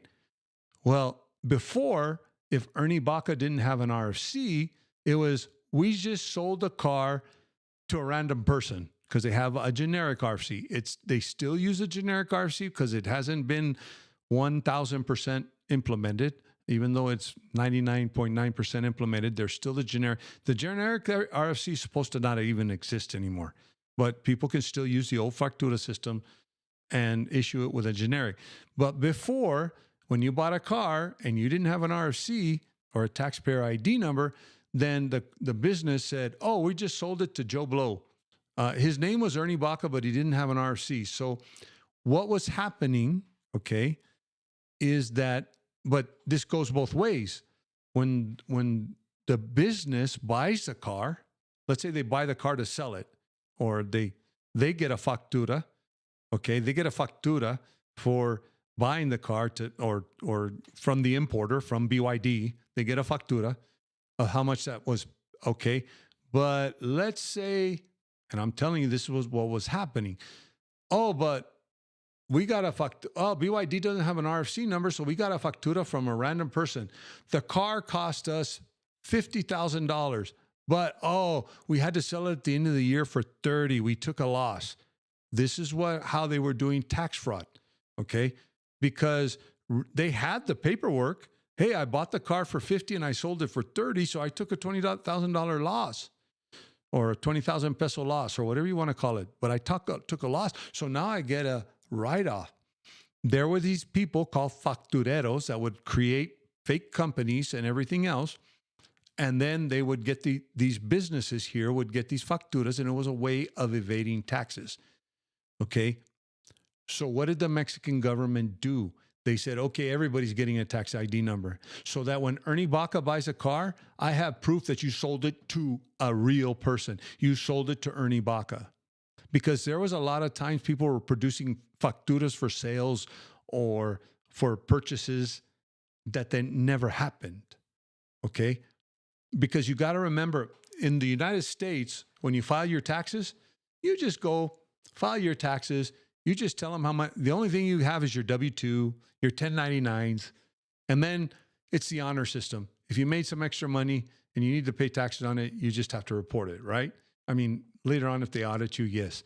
But I'm just going to give you a simple scenario, right? And okay, if you have business expenses, you just write them down right there. Just write them down. And we believe you. And unless we audit you, and if we audit you, you better come up with the receipts. But otherwise, we believe you. That's kind of the way it works in the United States. When you pay taxes here in Mexico, everything's documented. So you can't just say, oh, I bought a computer for $3,000. Now I need a tax break, not a tax break, but I need a write-off for the $3,000. No, you need a factura in the system that shows you paid that $3,000. So the factura is not necessarily for you, it's for the person that's selling. So just because you have an RFC doesn't mean you pay taxes. It just identifies you as a person living here in Mexico that's going to make a purchase. As a matter of fact, if you buy a house, you need an RFC. If you sell the house, you need an RFC because you have to pay taxes on that house. But then you can claim a certain exemption. Like, for example, it's up to $5 million a piece or something. I don't know. We don't have to pay, like the sale of my house in Monterrey, I don't have to pay taxes because we get a special, it's kind of like a homestead exemption. Okay. But you need that RFC. We needed the RFC when we purchased the house too. So that's why you need an RFC. And all of those people that are starting to say, no, but then they're going to start collecting taxes and I'm going to give out my this is the biggest argument. I don't give out my personal information to a government so they can track me. Do you have residency? Yeah. Well, I think the Mexican government has all the information they need about you. They have all the information on your passport, which is the same on the RFC. And all the RFC is going to do is going to go back to your, is going to kind of take you back to your residency card. So you're not giving the government any more information than you have to. The other thing that you need an RFC for is, I'm just saying, I'm not saying anybody comes in and does this, And as a matter of fact, like I said, there was a YouTuber out of Medi that says, "Oh yeah, start your own business. Don't worry about the permits. Don't worry about anything." Yeah, because Mexico doesn't care and everything's done in cat. Hold on. If you have a business here in Mexico, you have to pay taxes. And if they catch you not paying taxes, and here's the thing, now with an RFC, if they make everybody gets an RFC and you have to get an RFC, and it's almost going to be to the point where you can't do anything without an RFC. You're going to need your RFC to start a bank account. And I'm telling you right now, you still can get away with some stuff, but it's getting to the point where no, if you don't have that RFC, let's say, number one, you can't get a bank account to put your money in. And unless you operate in 100% cash, of course, that's a way of getting away from not paying taxes. But let's say you do get your bank account, because there are some banks that are still not having to accept the RFC, even though the regulation said they have to. But they probably have an extension to when it's going to become mandatory. And if you don't have an RFC and you have a bank account, be careful. They might even freeze your bank account until you bring the RFC. And the RFC, let's say you have an RFC, but you're like, I get my payments in cash. I'll go put them in the bank.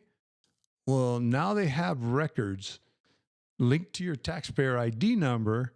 So if they ever want to look into you because you haven't been paying taxes, that's another way of the government tracking you in a sense.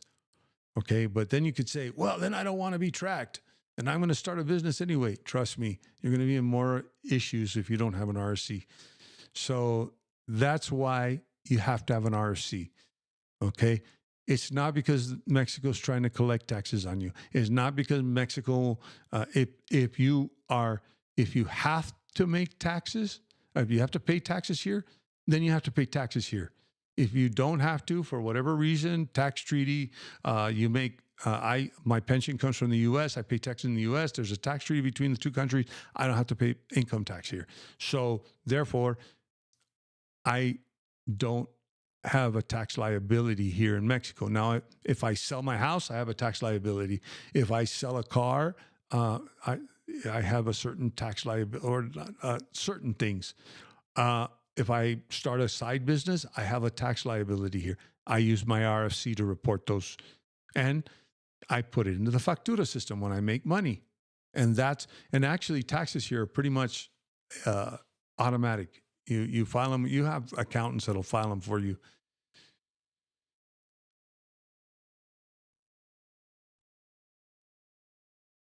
Tom, for everyone that missed the meetup and Saturday with both you and the YouTube contributors and the subscribers, it was fun and a success.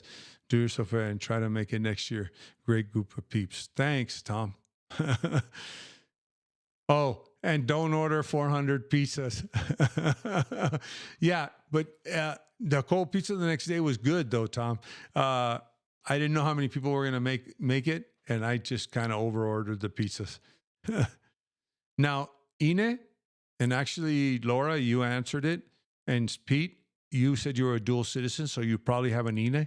An INE is your national ID number, too, actually. It's the other number but it's actually used for voter registration. Actually, an INE, Institut Nacional de Elecciones, that's what it stands for, the National Institute of Elections. That's why it's an INE. The INE is used for voting, okay? Also, I don't know how, I don't know the history. I couldn't tell you, so I don't know the history, but for whatever reason, the INE became the official ID, the national ID for all Mexicans. So usually what'll happen is, like, for example, I don't know, I want to sign up, or I bought a car. If we would have put it in my wife's name, they would have asked her for her INE because it is now technically an official national ID. So if you have an INE, that's great. And actually, that's what you'll need as part of getting your RFC because you're an actual citizen of Mexico. And Pete, really quick thing to note on the INE is if you are a Mexican citizen and permanent resident or a resident, it is Mexican law. It was passed Mexican law that you must get an RFC. Literally, if you are over 18 years old. And Mexico is going to start, just like they did with the Corp, they're going, and actually, Pete, you probably have a Corp also. If you can even go, and I have a video that tells you how to look up your Corp. So you have a national ID number too. But for whatever reason, the INE became the national ID here in Mexico. That's the recognized ID. They'll ask for your INE or your resident. For a Mexican, the INE is just like your resident card for a resident. I mean, literally equivalent. They're the equivalent. I mean, anything you want to do here, even getting controlled medications here, where you have to, like antibiotics that are controlled, you have to have a prescription, and then you have to actually give your ID so they can take the ID down. They'll usually, if you're Mexican, they'll ask you for your INE. That's totally separate from the RFC, and the RFC is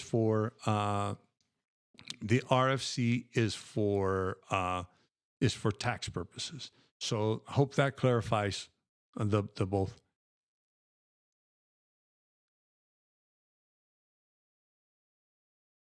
Oh, that same YouTuber came to Mexico fleeing tax charges in the U.S.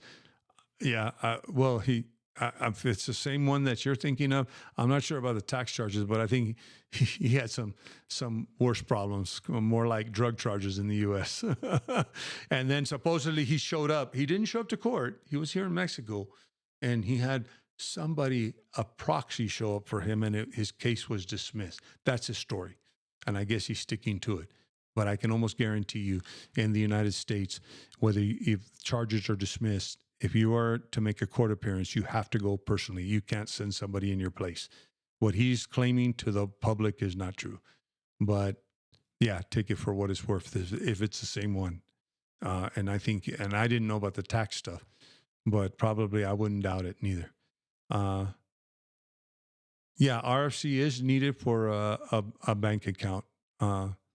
Yes, and INE stands for Instituto Nacional Electoral. So, and you do need an RFC for opening a bank account. There are some banks that are still letting you get away with it. I didn't have an RFC when I opened a bank account, but the law wasn't in effect. But I will tell you, after the law went into effect, I never got a notice from the bank. I didn't get my bank account shut down, but I got offered a credit card. So I said, well, and it's a credit. And here's the thing. I don't suggest credit cards here in Mexico, but I just wanted to build some credit for whatever reason, if I need credit. And it's a credit card I pay off at the end of the month. Credit cards here are not worth getting for credit. It's just a matter of the interest rate is like 20% a month, not 20% a year, a month. It's outrageous. But one thing about credit cards here is you can do like 12 payments without interest. Also, I just figured I'd get the credit card to build some type of credit here in Mexico. So I accepted the credit card offer. Well, they said, okay, not a problem. Come pick up your card. So I went to the branch to pick up my card, and they're like, oh, sorry, I can't release your card without your RFC. Do you have an RFC? I said, yeah. Well, new law says we have to have your RFC. We don't have one on file for you. I emailed it to her. She had to send it to headquarters, and then I had to sit in there for about an hour, and then they were like, your RFC's been updated, you can now have your credit card. I guess that's the way they were handling people that didn't have it. Yeah, let me see. The RFC number will be imprinted on the INE. Just looked at my card. Actually, Laura, for Mexican citizens, you have your corp, and actually on your INE and your corp and your RFC, the numbers, actually your corp has to do with your birth, and your number is related to like where you were born, your date of birth, and everything else. And then your RFC is kind of very similar to your INE. They use some of the numbers in there. So actually, someone that knows how to read an RFC or knows how to read, like they can look at your RFC and actually produce your corp from your RFC on where you're born and all of that stuff. So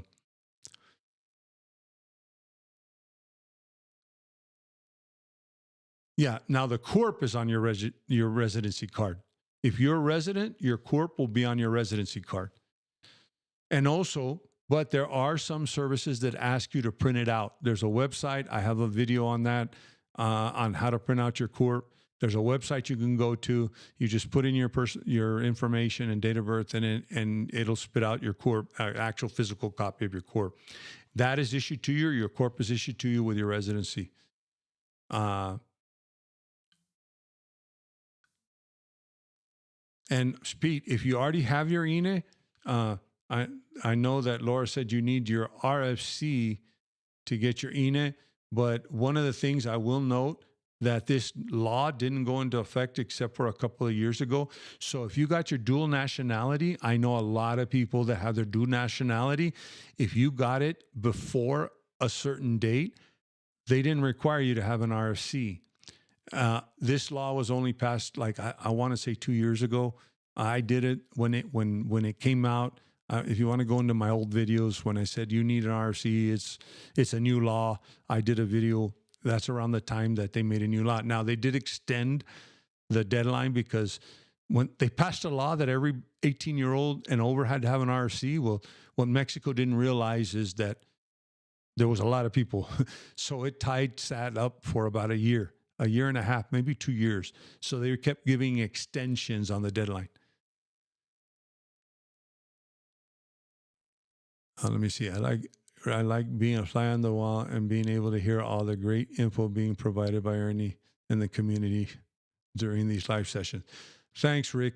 Actually, this is why I'm still keeping up the live sessions. I haven't been able to get back to the videos for personal reasons, but this is why I try to maintain these live sessions. And I'm trying to keep up with the subject. Also, if you guys want to ask questions, feel free to ask. Even if they're not part of the subject, I'm here to help. That is my goal on my channel. Like I've always said, I'm not here to make money. I was discussing this with a couple of the other creators, one of the larger creators there, and we were discussing the YouTube, and her husband was saying that, oh, well, I know you kind of do it for free and everything else, because we were talking about different YouTube channels. And I said, yeah, I just do it to help people out. I don't, and he said, yeah, you're in a different position because you don't make any money off of it. You do it just to help. And we were talking about monetizing channels and business and side businesses. And I was talking about how sometimes I call people out, and not necessarily that I call them out because I'm want to be better than them, but I call them out because they gave wrong information. And some of those same people I still have respect for. Some of those people some people that I've called out in some of my videos, I still recommend. Just because they made a mistake or whatever, or made an error. Now, maybe they took it the wrong way, and I don't know. You want to get into tariffs? They did a retaliatory tariff against me by blocking me from their groups and stuff, but I don't care. I mean, I'm going to say it like it is. Whether I get nasty comments from people trying to defend them, well, I mean, several of those people I still recommend to this day. And I'll always give credit where credit is due. Okay. Laura, your next task is get a Mexican telephone number, then open a bank account. Exactly. That's awesome. Laura, you want to go to the prepaid route? That's Telcel. I do Telcel and Cricket from the United States because it roams on AT&T. And the reason I went postpaid with Telcel, and the reason why I went postpaid is because I can get an eSIM, so I can have 2 SIMs on my one iPhone. And Cricket also does eSIMs, and they roam on the AT&T. But the reason why I went Telcel is because Telcel and AT&T are the major networks here. Telcel's probably got better coverage. AT&T's a close second. Movistar is here, but they're very spotty coverage. And Telcel it's owned by Carlos Slim, one of the richest men in the world, if anybody knows who Carlos Slim is. And he also owns Telmex, the communications company. And he also owns New York Times, if I'm not mistaken. But Telcel has better coverage, but there are some areas where Telcel doesn't have coverage. And I also have AT&T Unlimited or Cricket Unlimited. So I set my data on AT&T so I don't use up my Telcel data, but I have it to where I can switch to Telcel if I'm in an area that AT&T doesn't cover. And there is times where I'm on the road, on the freeway, on the highway, when we're traveling, that Telcel loses signal, but AT&T has signal. So I do it so I have both signal. So I got the best coverage possible. I can connect to an AT&T tower, and I can also connect to a Telcel tower. So, and I think I'm going to call it a night. I think I've been going over 2 hours instead of the 1 hour. I usually start wrapping it up at about 1 hour and then usually go into 20 minutes or 15 minutes and I've been going, I'm at 2. So I'm glad you guys joined me tonight. Like I said, I really love this small amount of people. Small amount. I mean, we get up to 40 people in here. Whether you participate or you don't participate, hopefully you get something out of this, either by what I'm saying. What I love about this group, and I'll always say it, is that sometimes you guys start having a conversation in the chat about whatever and start answering each other's questions. And I keep talking, but everybody gets a little bit of something out of it. And this is about helping. My whole thing is this is about helping the community out. And part of helping the community out is helping each other out. If I don't have the answers and someone else has the answers, I don't have an ego, or I have an ego. I don't know how to explain. I don't know how to, like I said, I'm not the sharpest tool in the shed. I have enough of an ego to say, I don't have an ego, and you don't insult me because you knew something that I didn't know. I learn something every day, just like everybody else learns something every day. And this isn't about who knows more, who knows the best. It's about helping each other out. Maybe I know a lot about Mexico because I've been living here. Maybe I know a lot about Mexico because I worked with the government. Maybe I know a lot about Mexico because I deal with Mexican issues every day, everything from reading the paper to talking to individuals that live here. But that doesn't mean I know everything. And one person's experience isn't everybody's experience. And like I said, I'm here to help. And we'll see you. Hopefully, I'm going to be out next week. So in another week, not next week, but the week after that, we'll see you on my live. Hopefully I can get back to, once my situation with my mother-in-law calms down, I'll be able to get back to doing some videos, maybe making some videos about the tariff thing, the peso exchange rate, a couple of these things to make it kind of like, I only want the 5-minute version, or the 5-minute. I try to keep it to 5 to 10 minutes. I want the 5-minute version. I don't want the 2-hour version.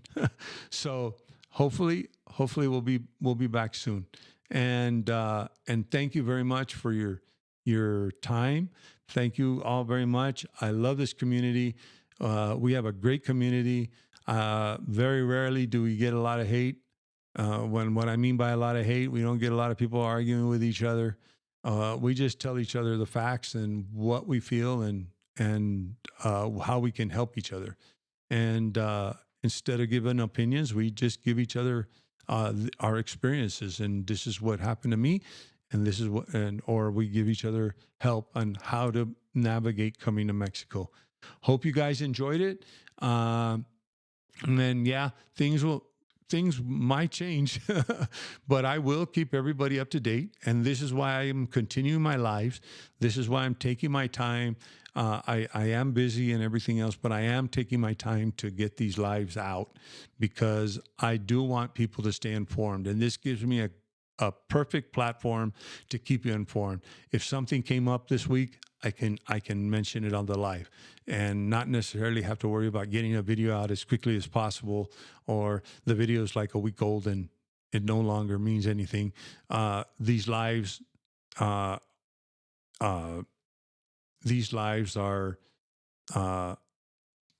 a way to get out there. And I don't know. Mexico needs to deport all retired Americans. Missy, I have some news for you. Unfortunately, Mexico is not that way. Um, Mexico is a compassionate country. Mexico is a country. As a matter of fact, I just got into an argument not too long ago when we talked about all this deportation stuff, and we were talking about immigration. And I basically told someone was in the United States was saying, "Nah, we're going to deport everybody and all these criminals." And I just said, "You know what? The reality is, they're not doing anything different than they were." And I've already said this on this channel. The U.S. isn't doing anything different than they were before. It's just a media circus. It's a media show. The U.S. doesn't have the resources to deport 10 million people. And I'm going to tell you right now, even in the initial numbers, what I found from the initial numbers from Border Patrol, what I did find is that what I did find from Border Patrol is they basically had a bunch of people that were already going to get deported that they put on a plane right away, okay, and that just to jack up the numbers. And the numbers really aren't totally criminals, okay? The numbers are just numbers. When I was working, we actually had our priority was criminals. If the person wasn't a criminal, we had discretion. But our biggest thing, and actually I even brought up numbers, that the person that the Obama administration, even the Biden administration, deported more people than the first Trump administration. So, and more criminals. I'm not talking about more people, more criminals. Okay. So then I started to argue with that person about that. And I said, look, you need to understand the immigration system in the United States is broken. Okay.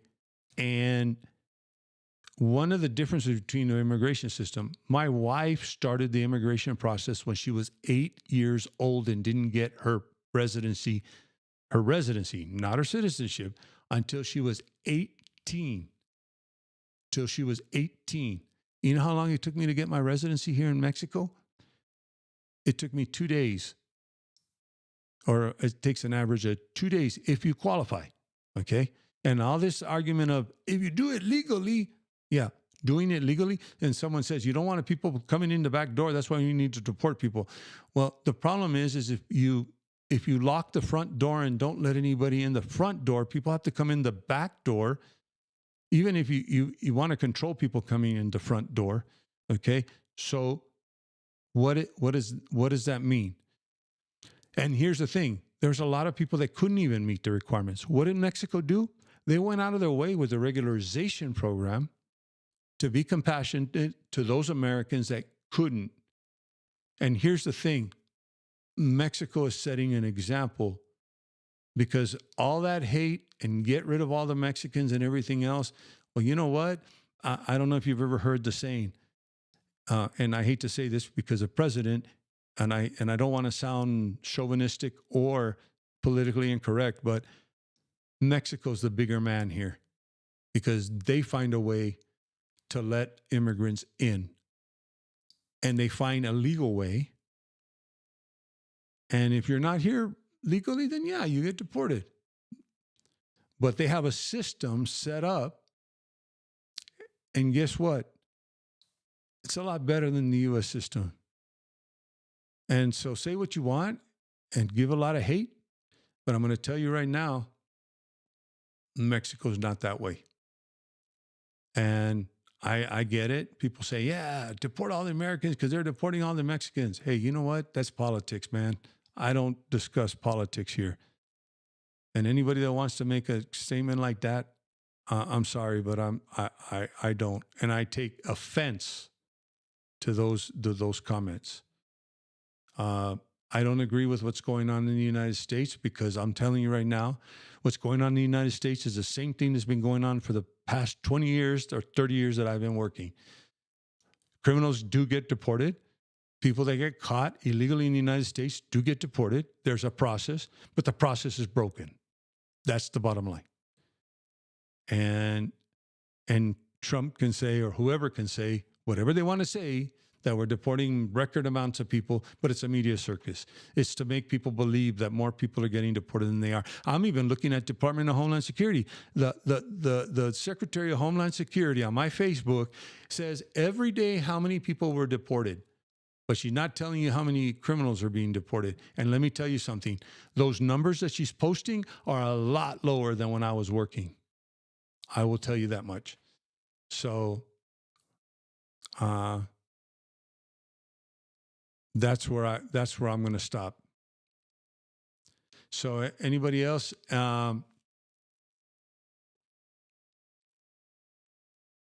Anything else before we go? But I'd like to thank you all. I always, I know I get people that come on here and either say deport all Americans, or I get people that come in here. You know what? We don't need to hate here. Okay, the hate's back in the United States, the right against the left, and you're on one side or you're the right side or the left side. There's no middle anymore. And I was in a place where we all got along, and I'm sorry, but that's how I grew up. And I'm not here to take one side or the other. I'm just here to say who the better man is in this whole thing, or woman. Actually, if we're talking about the president, who the better woman is. So we'll go out, we'll sign off with that. And like I always tell you, the most important thing is always stay informed, always stay safe, and stay informed. We'll see you soon.